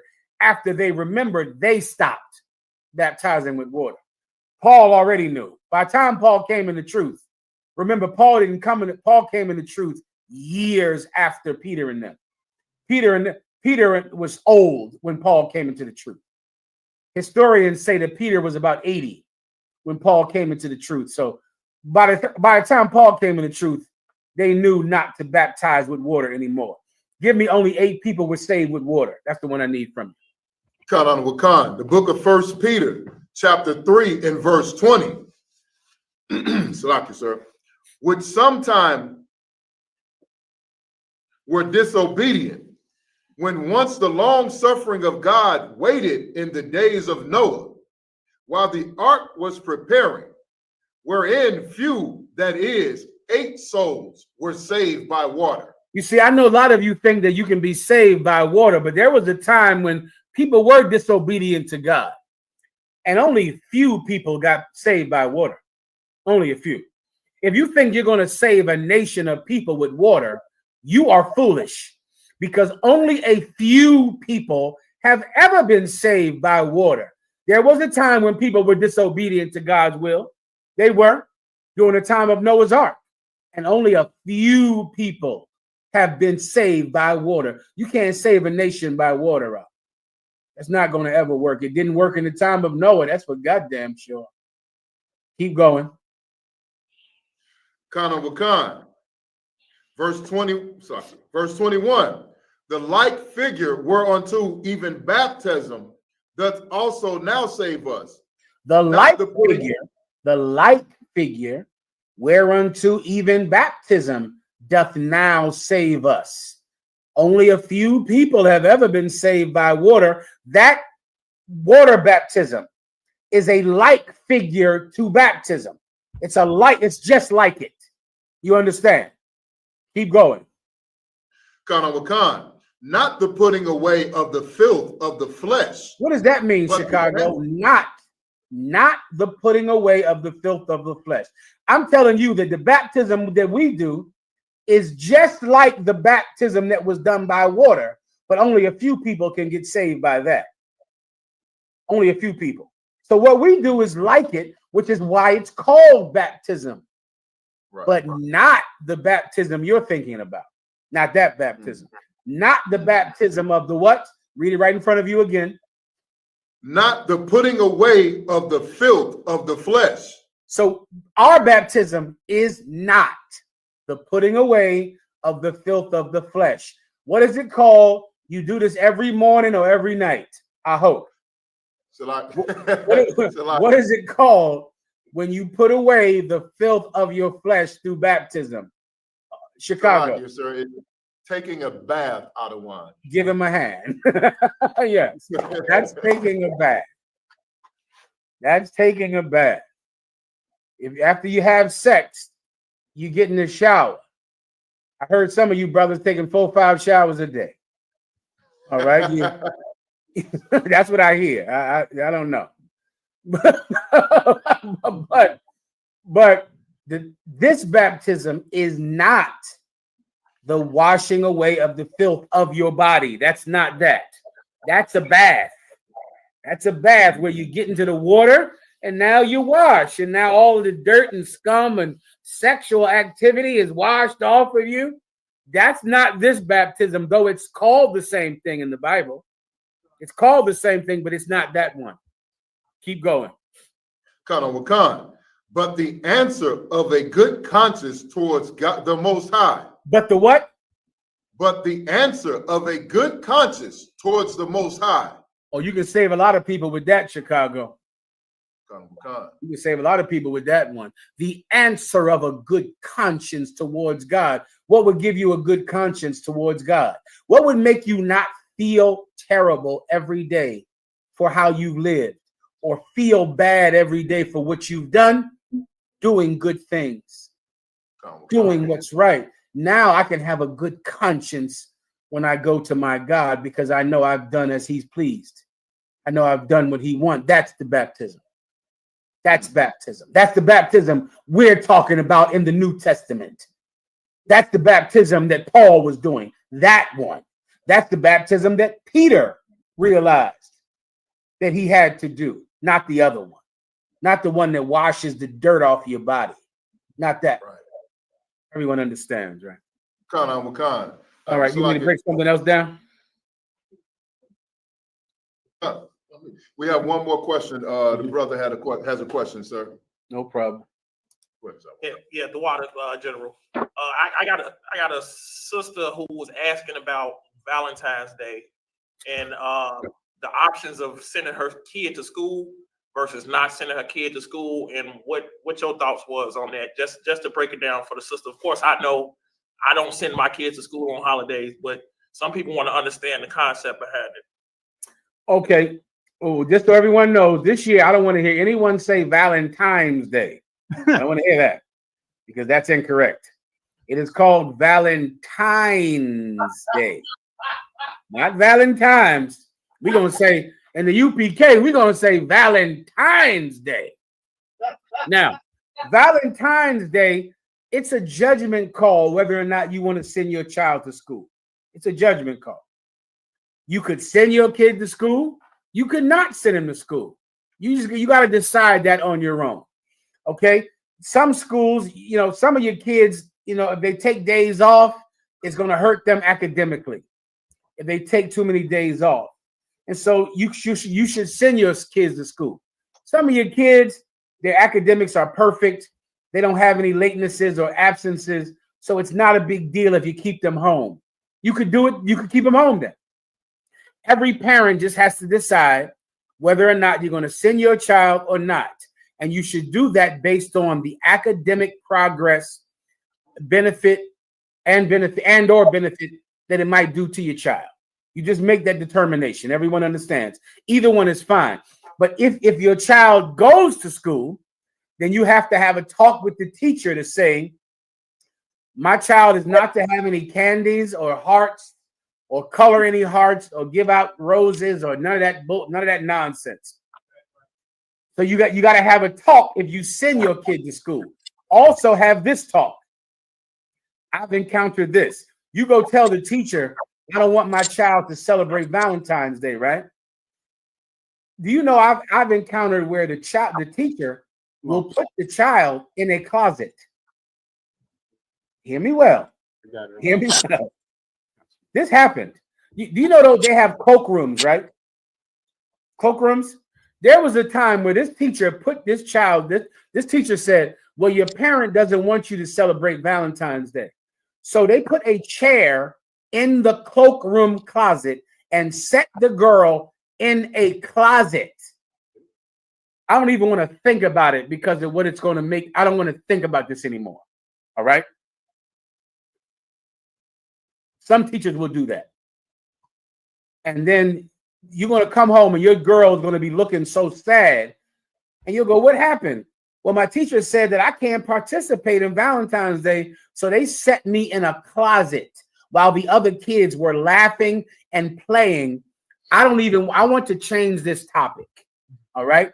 So I can certainly understand why you would keep the child home, or I could certainly understand why you'll say, I'm sending my child to school so they can learn the other things that they learn today, but do not ostracize my child.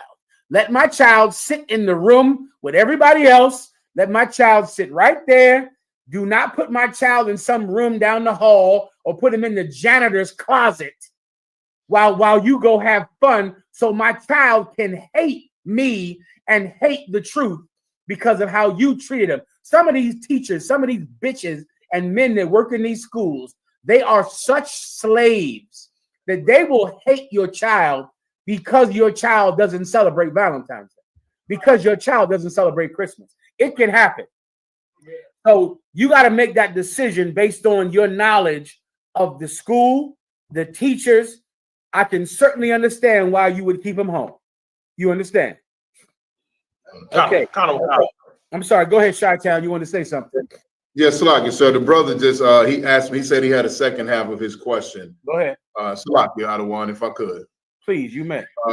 He wanted to know in verse 17, what did it mean by Christ didn't send him to baptize? Let me give 17 again. No problem. Let's go back to it. Con. Verse 17. You should read the whole thing now, like the whole thing you read earlier. Con. 1 Corinthians chapter 1, starting at verse 15. Least any should say that I had baptized in my own name. Stop right there. Wait, read above it. One verse. Verse 14. I thank God that I baptized none of you. This is what Paul means. The term baptism right here. Now that we know it's not talking about bathing, what he means, baptism is like an initiation. It's joining to someone. So in essence, you brothers in the UPK, you've been baptized into the truth, right? So you came into the truth. You were changed. You were taught. You received a new Hebrew name. You received a new name, a Hebrew name. You received rank. You received the position. You were baptized into one West. You understand? So because you were baptized into one West, you are bound to an oath that you took in this school. You're bound to it. It's an oath that we all took. And now because we took that oath, we are joined to this school by God. So think about it like an oath that you take to do something. You understand? What Paul is saying is he didn't make any of these people take an oath to him. They didn't become his men. They didn't become men in his schools. And he's thankful that he didn't do that. He didn't go into these houses and say, all right, I'm teaching y'all the truth. I'm changing your names. And now you're going to be the school that I have in this city. Now you're going to be my men in this city. He didn't do that with any of them. And he's thankful he didn't do that with any of them, because then people could say that he was causing division. He was taking men from other brothers in the school. I'll give you an example. Let's say you were to go down to Dallas, right? You were to go down to Dallas. You're from Chicago. You send a brother down to Dallas to start teaching on the street. But you don't contact the brothers down there, Yashamar. You don't contact Shadia Allah down there. You just start teaching out on the street of Dallas. And now you go into someone's house and you teach all of them. Now they become members with you. They become members, in essence, of the Chicago UPK camp, because brothers from Chicago went to Dallas and started to teach on the street. They didn't contact Captain Yashamar. They didn't contact Officer Shadia Allah. So now the men you taught and you changed their names are with ISUPK Chicago. They become Mawaquad's men. You understand? They're not Captain Yashamar's men. They're not Shadia Allah's men. They become Captain Mawaquad's men. And in doing so, you would cause division in the body of Christ, in the UPK. That's what Paul was going through. That there was these other brothers who were out teaching on other men's foundation. They were coming from other cities. They were all in the truth. They would come from another city and teach these men, even though there was men in that city that were assigned to that city. Paul said, I'm thankful I didn't do that here. I didn't come in here. I didn't raise up any brothers. I didn't choose any sisters. I didn't do that, or else I could be accused of causing division in the school. Does everyone understand, or do you not get what I just said? Oh, come, sir. Go ahead and read it again. Come. Least any should say that I had baptized in my own name. In my what? In mine own name. Now, if you're thinking this is talking about washing with water, how do you wash with water in somebody's name? What is that? What is that talking about? But you can, please. So, like I said, would that be talking about, like I said, teaching brothers the truth and the scriptures and raising them up? And then when they get raised up, who do they serve? Who do they serve under? They would serve under the him. They would be serving under him who taught them. Give him a hand. Exactly. They didn't now because you went to Dallas and taught them and raised them up. You would be their commanding officer. You'd be the priest they answer to. it wouldn't be Yashamar or Shadyala. It'd be you, because you taught them, you raised them up in your name. Right. So then they would not report to Yashamar and Shadyala anymore. You get my point? Paul is saying he's thankful he didn't baptize anybody. He didn't teach anybody. So no one could say that he did it in his own name, that he did it trying to take men from this city that belonged to another brother. You understand? Keep going. Verse 16. And I baptized also the household of Stephanus. He baptized that house. He taught them. He taught the brothers in that house. Go ahead. The sisters in that house. Go ahead. Besides, I know not whether I baptized any other. Why wouldn't he know who he dunked in water? Why wouldn't he know that? Wouldn't you know if you took somebody and got in a tub with him and dunked them in goddamn water? But you might not know who you taught. Just like I don't know who I'm teaching right now. You understand, right? I don't know who's watching this class. I don't know who's in the class. I don't know who I'm teaching, but I damn sure would know who I got soaking wet with in a tub with. I would know that. But I don't know who I teach, because whoever hears it, I taught. You understand? Keep going. Verse 17. For Christ sent me not to baptize, but to preach the gospel, not with wisdom of words, lest the cross of Christ should be made of none effect. I didn't come here to join anyone to me. That's not why I came here.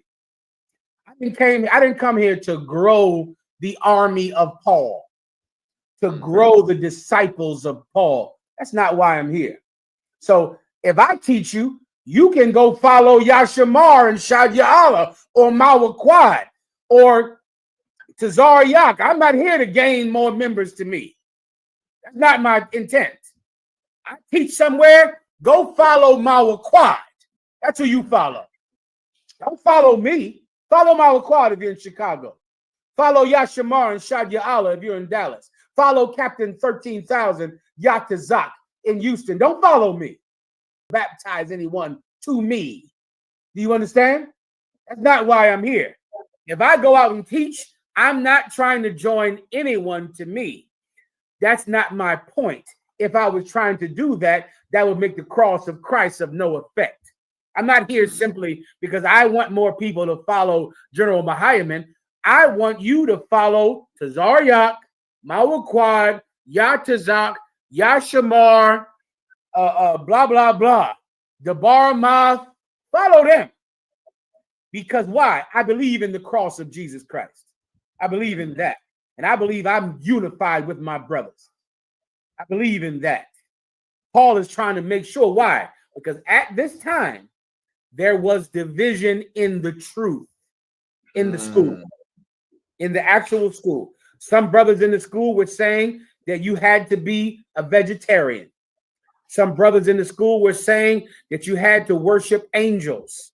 Some brothers in the school were saying all kinds of garbage, and Paul had to come against brothers in the school. Why? Because we judge within and without. Commanding General Yohana grew up in that time. The same thing happened. I didn't go through that. Commanding General Yohana grew up in a time where he had to come against brothers in the school, brothers in the truth, who were saying that you should worship some man and call him the Holy Spirit. Commanding General Yohana had to fight in One West. I did not. I didn't go through that. But Paul went through that same thing. You understand? If you want to read it again, you can, or you can keep reading, do whatever you want to do.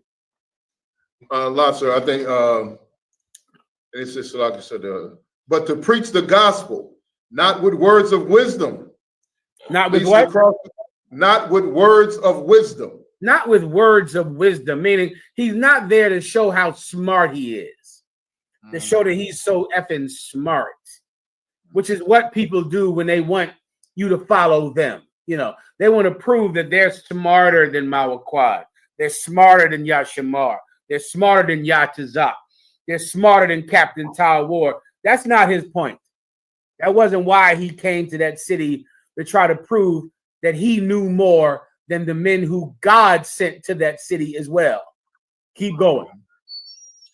Kana Wakan, least the cross of Christ should be made of non-effect. Because if he did that, then Jesus Christ dying would have been for nothing. For nothing. That's not why he was there. He was there because he wanted to help brothers repent. He wanted to help them change. It was a sincere desire that men should change, not to gain or gobble up power. But it was not so with every brother. You started at the top. Read those names at the top that we read. Kana Wakan. Now this I say that, verse 12, 1 Corinthians chapter 1, verse 12. Now this I say that every one of you said, I am of Paul, and I of Apollos, and I of Cephas, and I of Christ. You see that? That's what they were doing. Somebody was saying, I'm with Paul, I'm with Cephas, I'm with Christ. All three of them were in the truth. All three of them. Paul was in the truth, Cephas was in the truth, and Jesus Christ, was in the truth. But they all thought they were separate from each other. They all thought they were different from one another. Paul is saying that's against Christ. That's against the cross of Christ, to be separate from one another. Like Ephraim said in New York, there should be no schism in the body of Christ. None. That's right. None. Everyone understands. And right, the water out of one. The water to you up. All right, next. Con, sir, one more quick question. This one from Captain Ashaparium. And a quick shout out to everybody watching. They did get those likes up. We now at around 900 likes. Good job. Good job, Akim and Akwafian. Captain Ash says, would like a breakdown of Numbers chapter 20 and verse 8, specifically when the Lord told Moses and Aaron to speak to the rock. Was it that they literally had to speak to the rock, or was it to tell the nation what the Lord wanted them to know what was going on? All right, let me hear it. So Numbers chapter 20, verse 8. Take the rod and gather thou the assembly together, thou and Aaron thy brother, and speak ye unto the rock before their eyes, and it shall give forth his water, and thou shalt bring forth to them water out of the rock. So thou shalt give the congregation and their beasts drink. His question was, was it actually speaking to the rock? Sir, and what was the purpose of speaking to the rock? The purpose of speaking to the rock was to order a rock to give out water, to order it. And so when water came out that rock, they would know that Moses had power with God. They would know that he absolutely had supernatural power with God, because he told a rock to do something and the rock obeyed. That's the point. Count out of one. Count. All right. Anything else? Sir. You can get into your topic. Let's get on to it. The water, Ephraim. Give him a hand. Let's get on to the topic tonight, the Super Bowl halftime show. Now, let me give you the Israelite School of UPK's official stance on the Kendrick Lamar Super Bowl halftime show. First of all, everyone out there, you have Facebook posts and you have Instagram and you have YouTube, right? You are allowed to like the halftime show or to dislike it. You can make a post saying anything you want to say about that halftime show. Some of you out there hate it. You think it was terrible because Kendrick Lamar was boring, or he acted. You ain't like Samuel Jackson's character. You can hate it. That is allowed. You're allowed by command and General Yohana to hate it. You can make posts saying that you hate it if you want to. Some of you love it. You think it was great. You think that it was against white supremacy. You think Samuel Jackson's character was highlighting how coons act in America, how sellouts act in America, similar to what he did in the Django Unchained. You can love it. You can make a post hating it or love it or loving it. It's up to you, because it is only art. And art, like beauty, is in the eye of the beholder. Do you understand?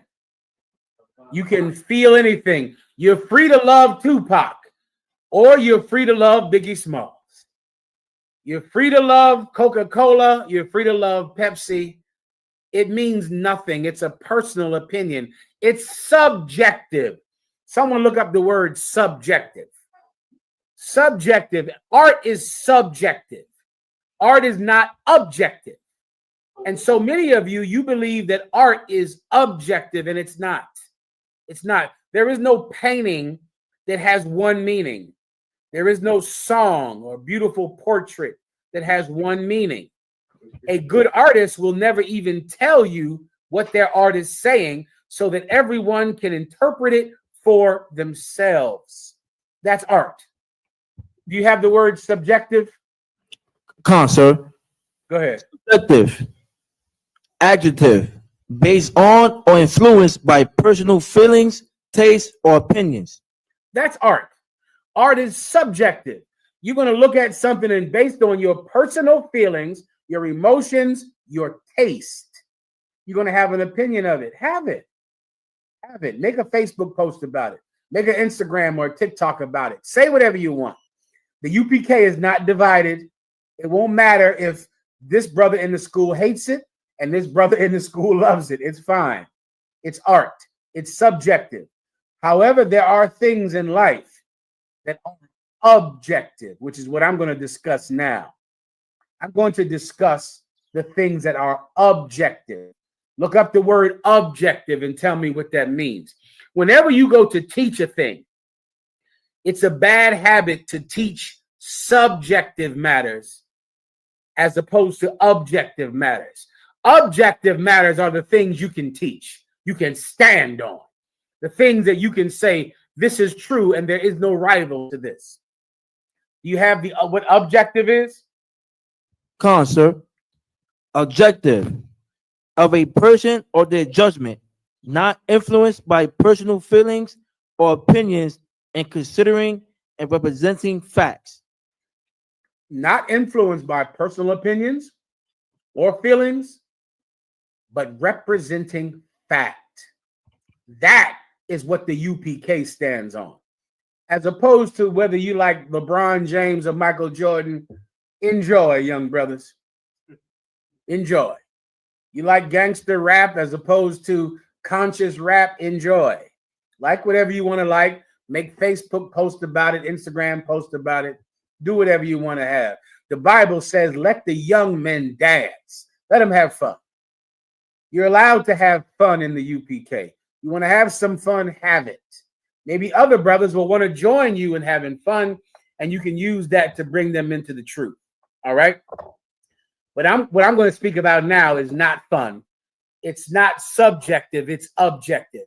And this is the objective view of the Kendrick Lamar's halftime show. White people hate it whenever black people show their face anywhere. White people hated that halftime show, not because of the music, not because they are Drake fans, not because they prefer another genre of music. White people hate whenever black people or Hispanics show themselves to be seen. To be seen. White people don't want to see you. They can't stand seeing you. I'm going to give you some proof right now. What do you have? What do you have for me, Warrior? Ephraim. Right now, if you go online, you're going to see so many white people who hate that halftime show. Let me tell you something else. They've hated it anytime black people are visible. Black people are vocal. They hated it when black people were taking a knee. They hate it when black people say anything that might make white people notice you. They don't want you to be noticed. They want you to be silent and unseen. You know what sports white people wish they could have black people in? Horse racing. Horse racing.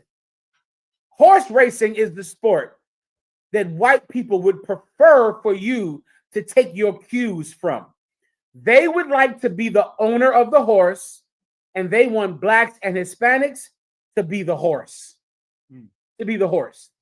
So now they can cheer. They can say, yes, Seabiscuit. Come on, Seabiscuit. Go. Secretariat, go. Because that horse is simply a representation of the owner. That's what they want. They don't want the horse to have a personality, or the horse to have rights, or the horse to have desires or needs. They want the horse to be owned by the owner. So when the horse runs fast, the owner has won. When the horse wins a race, the owner is the one that gets the trophy. The owner is the one that gets the glory. The horse is simply a tool for the owner to win. That is what sports are supposed to be in America. Sports were never designed for blacks and Hispanics to get glorified, to get a name, to get honor. That's when, and the minute you start to get glory or honor, there is going to be a backlash in the white community that's going to make them elect someone like Donald Trump. I'll show you. This video is from the 80s, I believe. This is from the 1980s. This is a man. I remember this cat so well. This cat was named Jimmy the Greek. He was famous for giving people bets.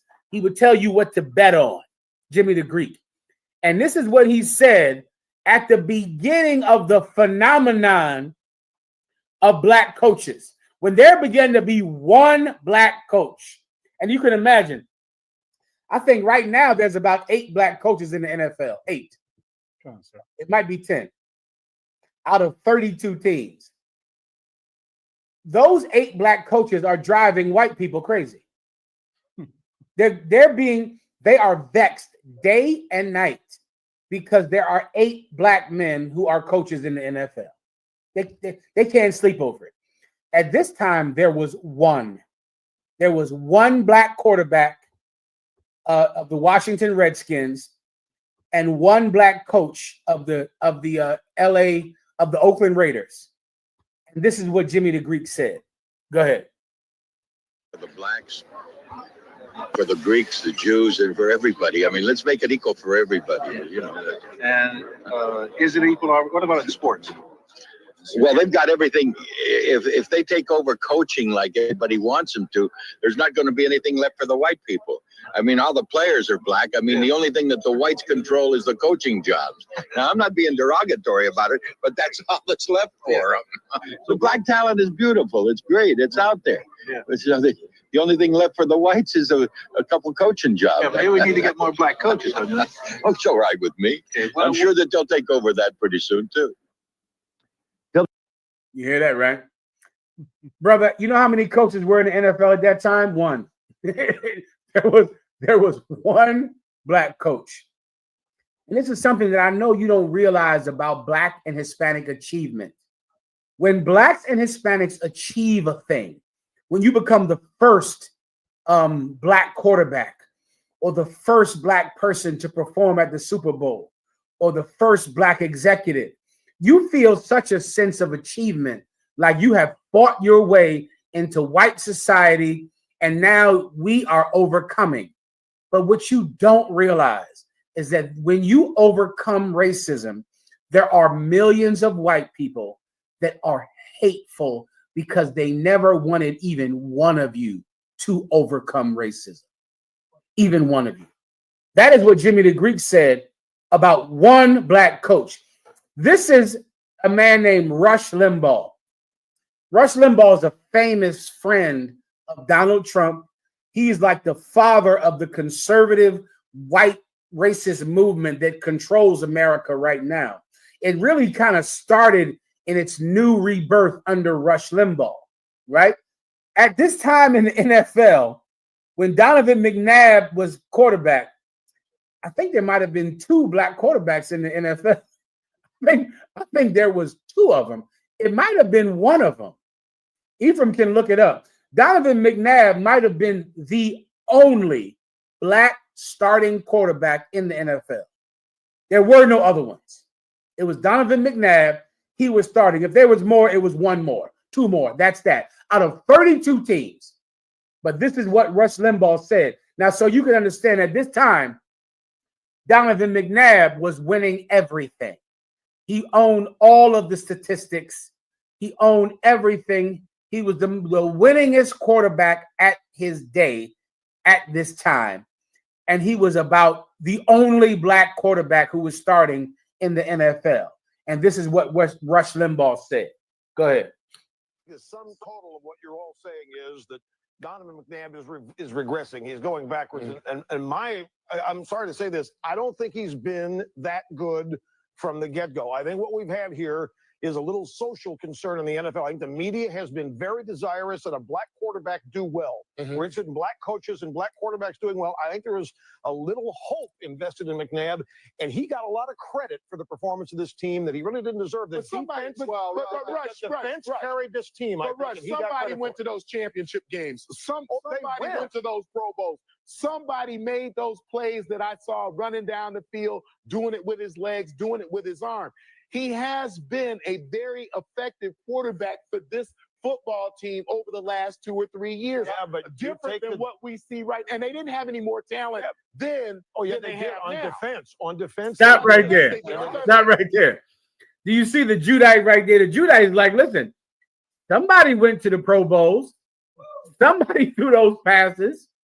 Somebody ran down the field. You can't say we just want him to succeed, or else how is he making the Pro Bowl every goddamn year? This black man, this brother right here, does not understand. Black success causes white anger. It causes their anger. And we don't realize it because we're so happy to have success. We're so happy to succeed that we don't understand. Boy, oh boy, if we succeed, white people are going to be so angry about the smallest success that we have. Success that really doesn't even matter to us. 10% of every lawyer, of all the lawyers in America are black and Hispanic. Both. 10%. You put them both together, that's 10% of all the lawyers in America. All the CEOs, about 3%, 5%. That 5% is driving white people insane. They cannot stand it. It is aching their bones every night. Let me show you some more video. Go ahead. This is just an image, sir, of Darryl Hill, the brother, the first black football player in the ACC. This is Darryl Hill. Darryl Hill is the first black man to play football in a white college school. He had to encounter death threats that you cannot believe. Everyone wanted to kill him. They hated him. He pushed it forward and he got success. He was the only one. Do you understand me? There were no other black football players. None. He was one. This one football player caused riots at college universities. One black man. This is something I've went to General Yohana about many times. You know what I found out something about white people, which I don't understand? White people are sore winners. I can understand being a sore loser. How are you a sore winner?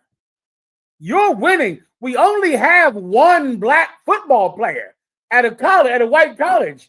It's just one man. You want to kill him?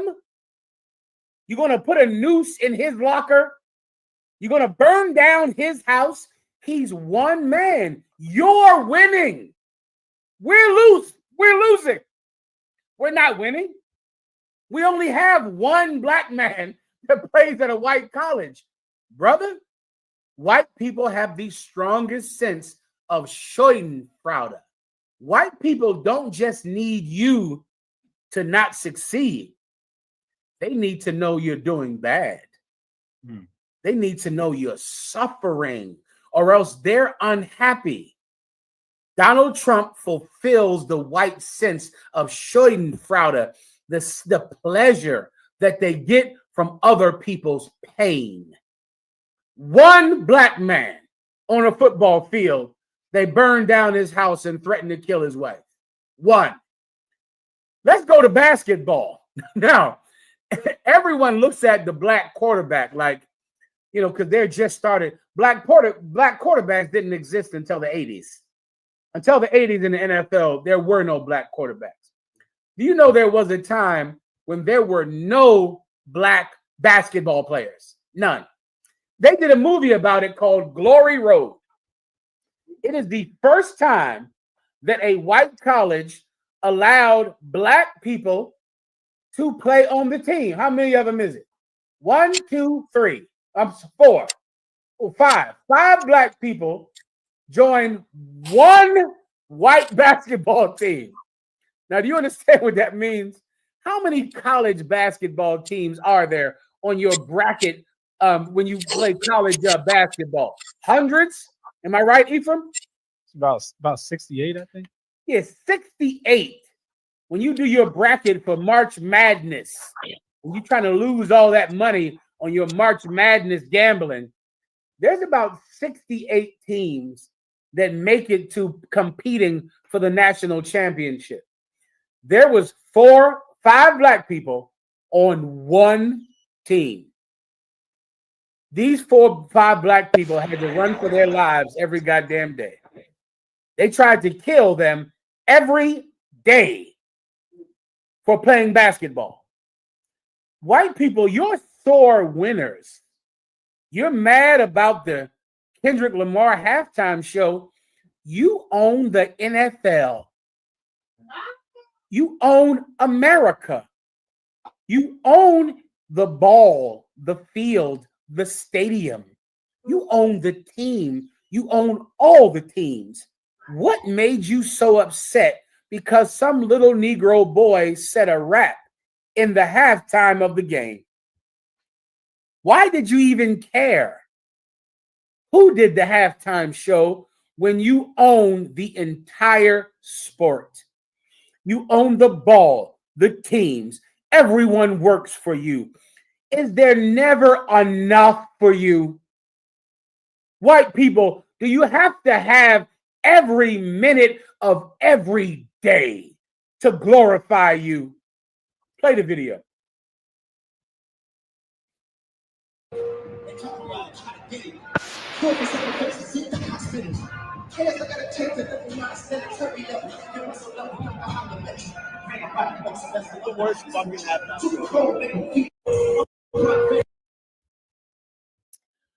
This is all over the internet. White people saying, we need to have Leonard Skinner at next year's halftime show.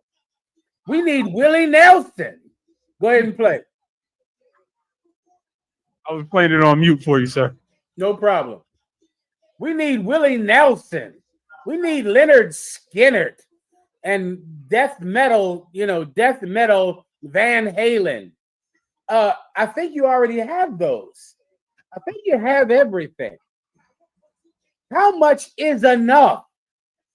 Is there never enough for you? How little can we be seen for you to feel in charge? For you to feel like you're not threatened? You're threatened by even the visualization of black people, of Hispanics. Hispanics come over here, work in the fields, and stand outside of Home Depot.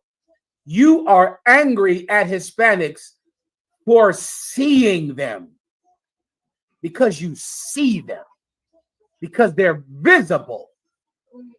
This is not subjective. This is objective. White people hate you because you are not just a vessel for an owner to be glorified. They want you to be a horse in horse racing. They want you to be the dog in dog racing. And if you could be like, what's that man who integrated baseball? What's his name? Listen, sir. The brother. Jackie Robinson. That's why white people love Jackie Robinson, because Jackie Robinson was like a horse that was a racehorse. He was just the New York Yankees. He didn't have a personality. He didn't have an agenda. He had no wants and no desires. He was simply a tool of the owner of the Yankees, then white people can accept you. But if you have an opinion, if you have feelings of your own, God forbid if you would dare to think you were equal to white people, then they don't want to see you or hear from you at all. White people hate the halftime show because black people were seen, because they turned their TV on and saw you. Give me some more. Give me the Elon Musk. Because of this hatred of blacks and Hispanics, that's why Donald Trump was chosen to be president of the United States. That's why he's president. Donald Trump is not president because he's a successful businessman, because Donald Trump is the worst businessman in history. Go to Atlantic City. I go to Atlantic City every year and see Trump hotels that are ruined. Trump, the Taj Mahal, Trump towers that are big, giant flops, and someone else had to buy them because Donald Trump is the worst businessman in history. He's terrible.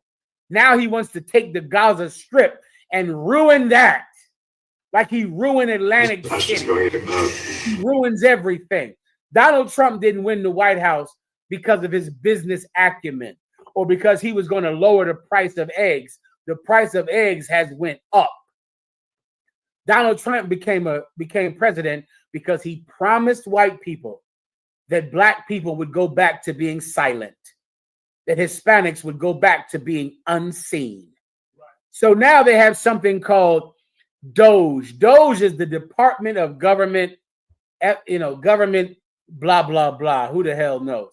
Anyway, Elon Musk is in charge of it, and he's supposed to go through every government agency to stop the waste in every government agency. So this week he had a press conference. Let's play his press conference. Go ahead.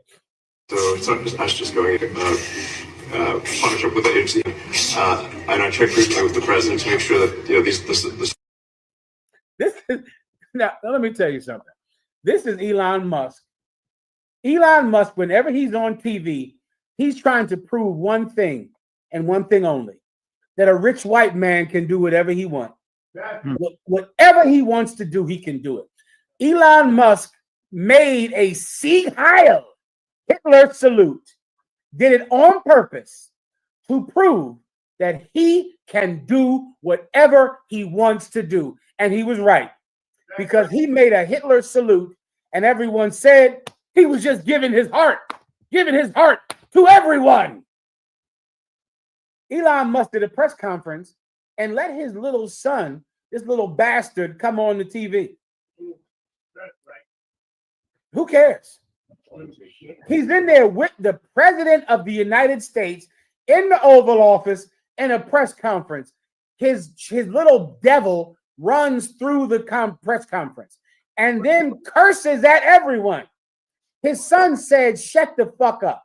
That's what his son said. Good. His son said that.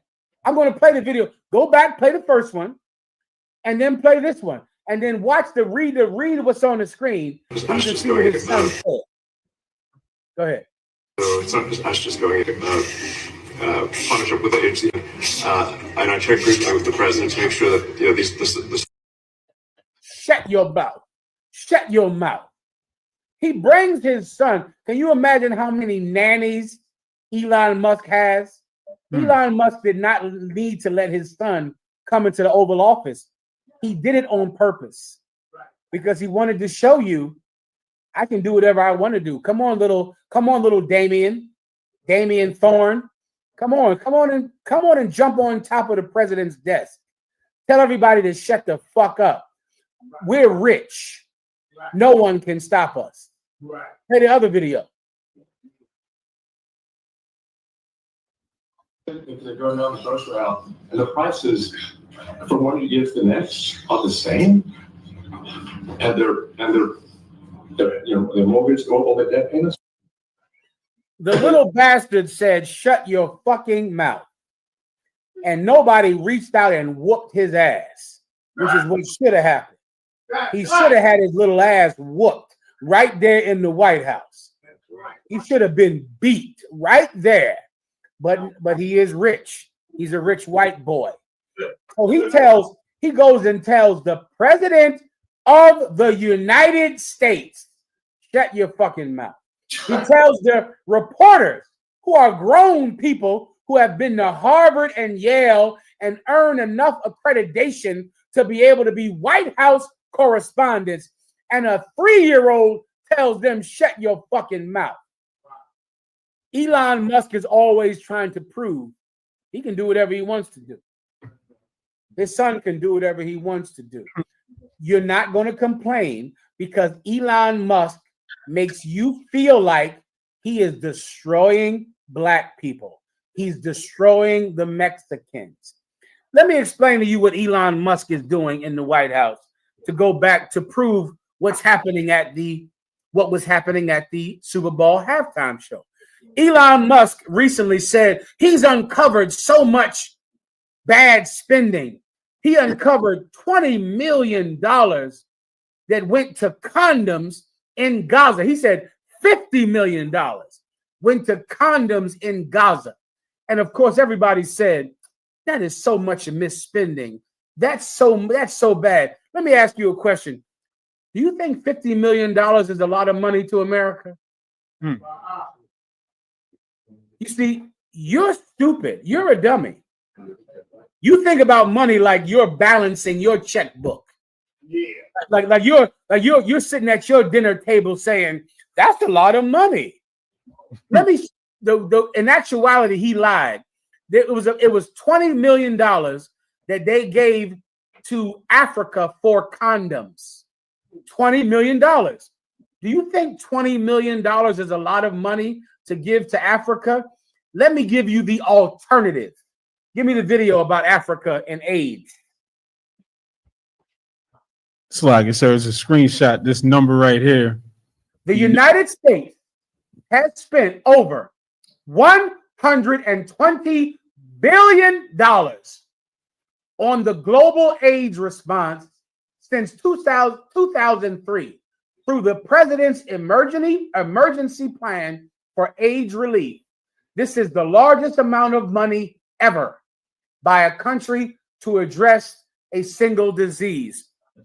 Do you know why the government in America gave Africa $20 million in condoms? It's to not give them $120 billion in help for AIDS relief. America has the money. They could spend $1 billion on condoms. It wouldn't affect anything. Now, let me give you the real number. Here's the real number. There's billions of dollars America is giving to the Israelis. Billions of dollars America is giving to the Ukrainians. Billions of dollars America is giving to Africa. Billions of dollars America is giving to Europe. Billions of dollars America is giving to the Asian continents. Billions of dollars everywhere being given out to America. Now, Ephraim, tell me how much of the American budget is being spent on foreign aid in total. In total, Ephraim. Do you have it? So we have the Brookings Institute. Now, this is the Brookings Institute. It is the most prestigious accounting institute on the planet that does the accounting for America. Read that top part if you don't mind, please. In fact, at $39.2 billion for fiscal year 2019, foreign assistance is less than 1% of the federal budget. How much? Less than 1%. How much? Less than 1%. Let me tell you something about America. They have it. They have the money. America could spend $1 billion on condoms. They would be saving money. Because when all those Africans get AIDS, they're going to spend $120 billion. So it just makes sense to spend $1 billion on condoms so that those Africans don't get AIDS. America has the money. America right now is refusing to give reparations to black people. Why? because they don't have the money? I think they do have the money. I think they have the money for everything. Having any government agency that goes into America and tries to sort out how they're misspending money, that's a lie. What Elon Musk is actually doing is trying to take money from AIDS and put it in his own pocket. Take money from condoms and put it in his own pocket. Take money from helping people across the world and put it in his own pocket. Everyone knows it and no one cares. Why don't they care? Because Trump and Elon Musk support the belief that white people should not be seen. I'm sorry, that black people should not be seen, and you should only see white people. You should only see Hispanics. That is why Donald Trump won the White House. That's the real reason that white people are angry about the halftime show. Give me some other people that did a halftime show in America.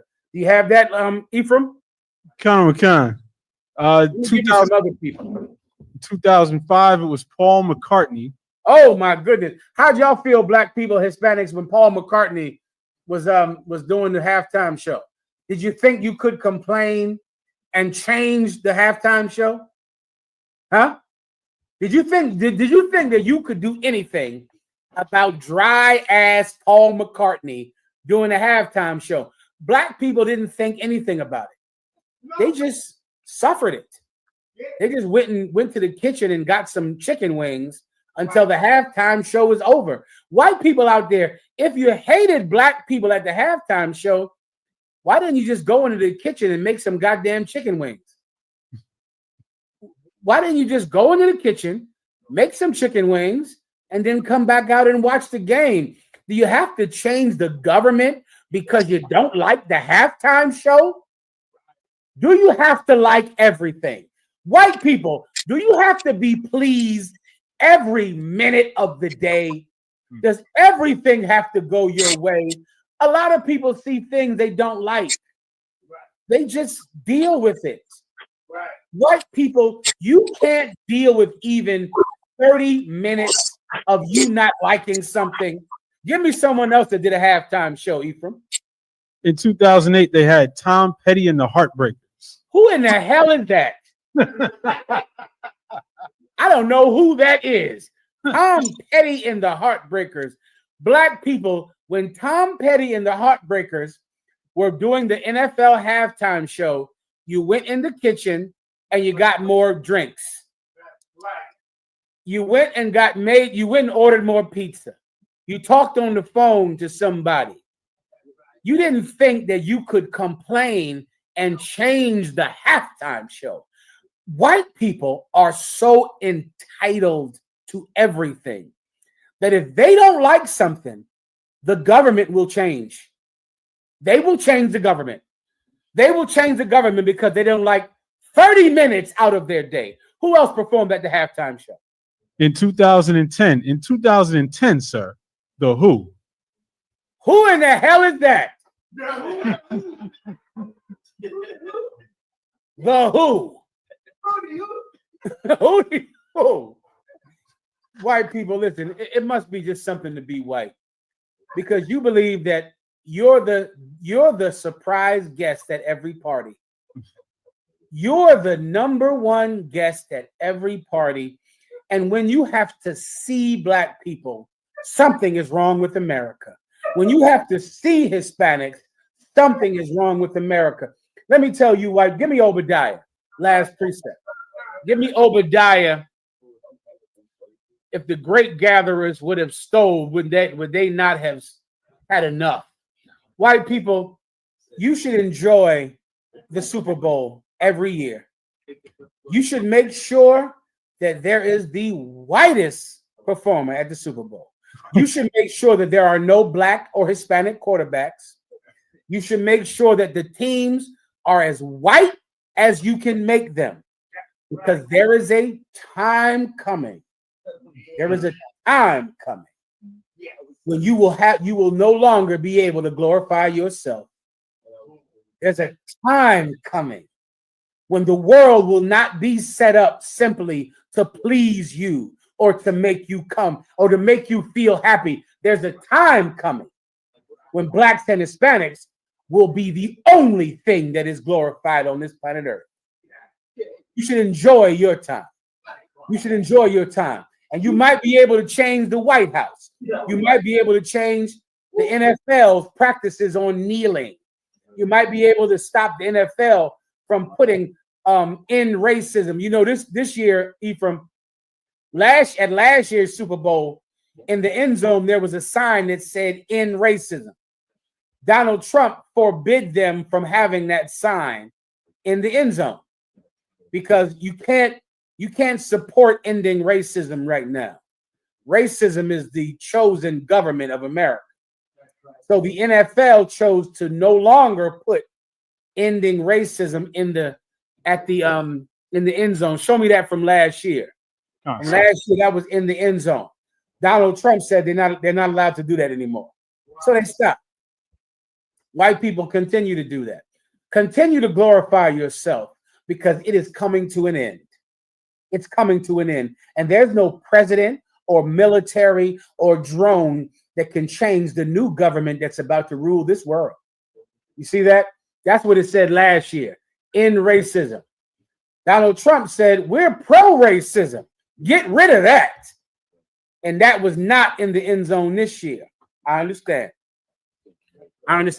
You have to please the people who believe in racism. That's okay. I'm fine with that. That's not a big deal. However, the kingdom of heaven is at hand. The kingdom of heaven is at hand. And the kingdom of heaven is a world governed by righteous men who are blacks and Hispanics, by righteous women who are better than your women. That time is coming and it can't be stopped. Give me Obadiah, for thy violence against thy brother Jacob. Give me that, and then I'm ending the class. Khan, Obadiah, chapter 1, verse 10. For thy violence. Shasha Magun, he gave me an excellent precept. I'm going to go with Shasha Magun's this is Quabalamath. This is Quabalamath. Let me go with General Quabalamath's precept instead. Give me Isaiah 14 and 12. Khan, sir.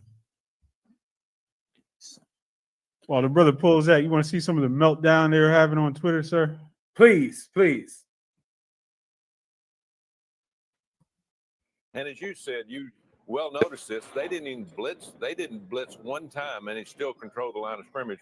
But Donald Trump was a huge hit there last night. First president ever to go to a Super Bowl. Amazing feat there. But as you said, the loser also was the halftime show. That was god awful. And that's They Tommy. hated that. Don't worry, Senator Leonard Skinner is coming back. You're gonna have Sweet Home Alabama. That's coming. It's coming. Don't worry. Just sit back and wait. Go ahead, Ephraim. Isaiah chapter 14, verse 12. How art thou fallen from heaven, O Lucifer, son of the morning? You see, this precept is about the kingdom of heaven. It's about the kind of songs that one day we will sing when we control the planet Earth.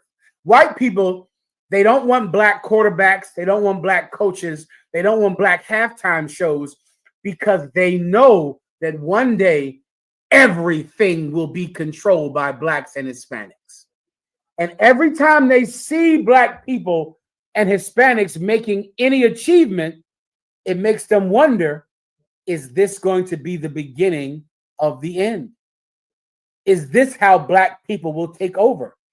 They'll start off with one black quarterback. Will they take all the quarterback jobs? Will they take all the coaching jobs? Will they take all the government jobs? Even one person that works in the government who's black or Hispanic, you scare white people.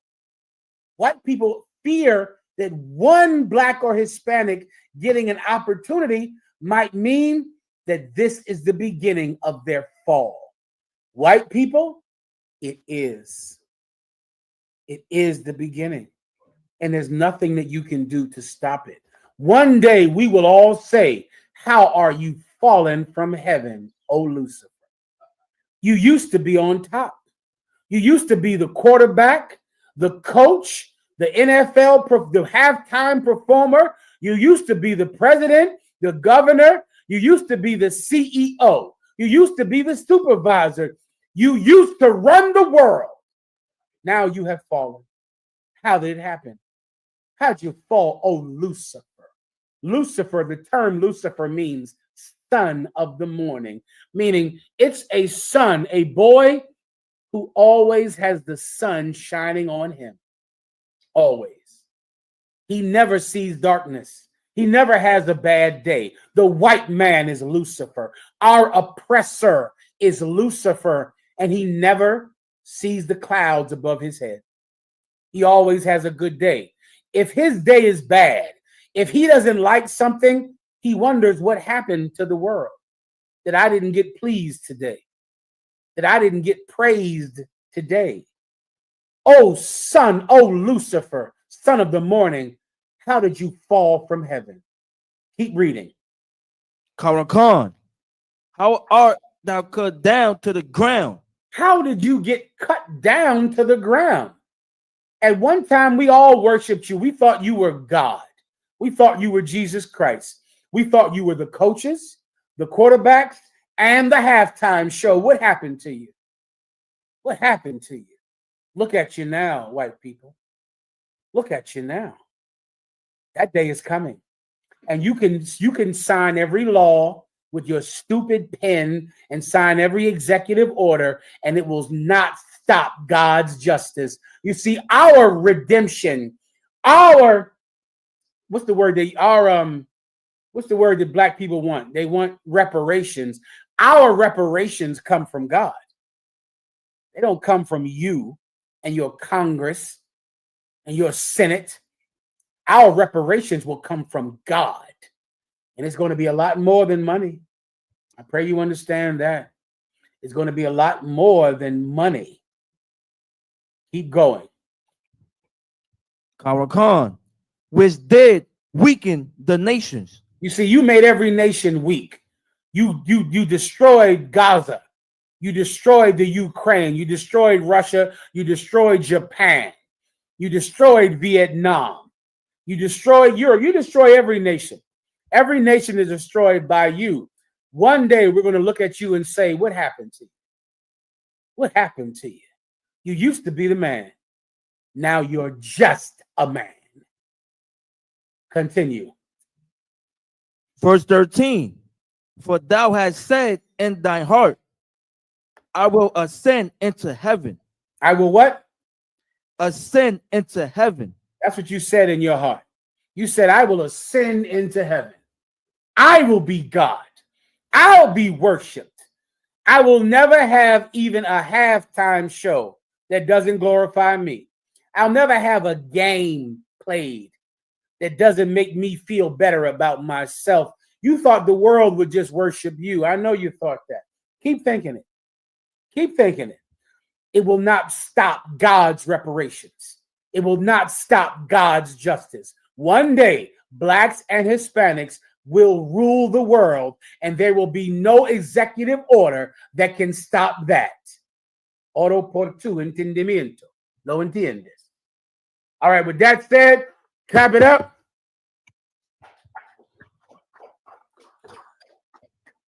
Let's pass the class. Let's get it on. Pass the class over to New York. Who's taking the water? Milwaukee. Give Milwaukee a hand. The water Trinidad. The water Florida. The water Montreal. The water Chi-Town. And the water headquarters in Jerusalem. Give them a hand. With that, who's taking the class? Officer Lakumya Allah, sir. Pass the class to Officer Lakumya Allah. You got it, warrior. All right, clap it up for the class. All right, men of Israel, we're going to give one courtesy salute. Men of Israel, Imajim. Imajim Shabbat. Imajim. Barak. Yahweh Shem Yahweh. All right. Saul turned to the sisters. Men of Israel. Imajim. Imajim Shabbat. Imajim. Barak. Yahweh Shemar. Yajim Matab. Class dismissed. All right, Akim. Let's say.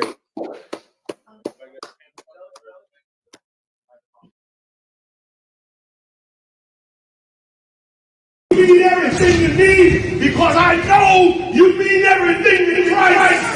And Christ means everything to me. I called on the Lord. I said, the Father, this is real. And you watch over it. Will you raise them up to be strong? I'm just a man with flesh. This is what you call for in your scriptures. You said they wore studs and fringes, they got it on. You said they will follow the Lord, they doing it. You said under your house side they ought to love one another, and they doing it.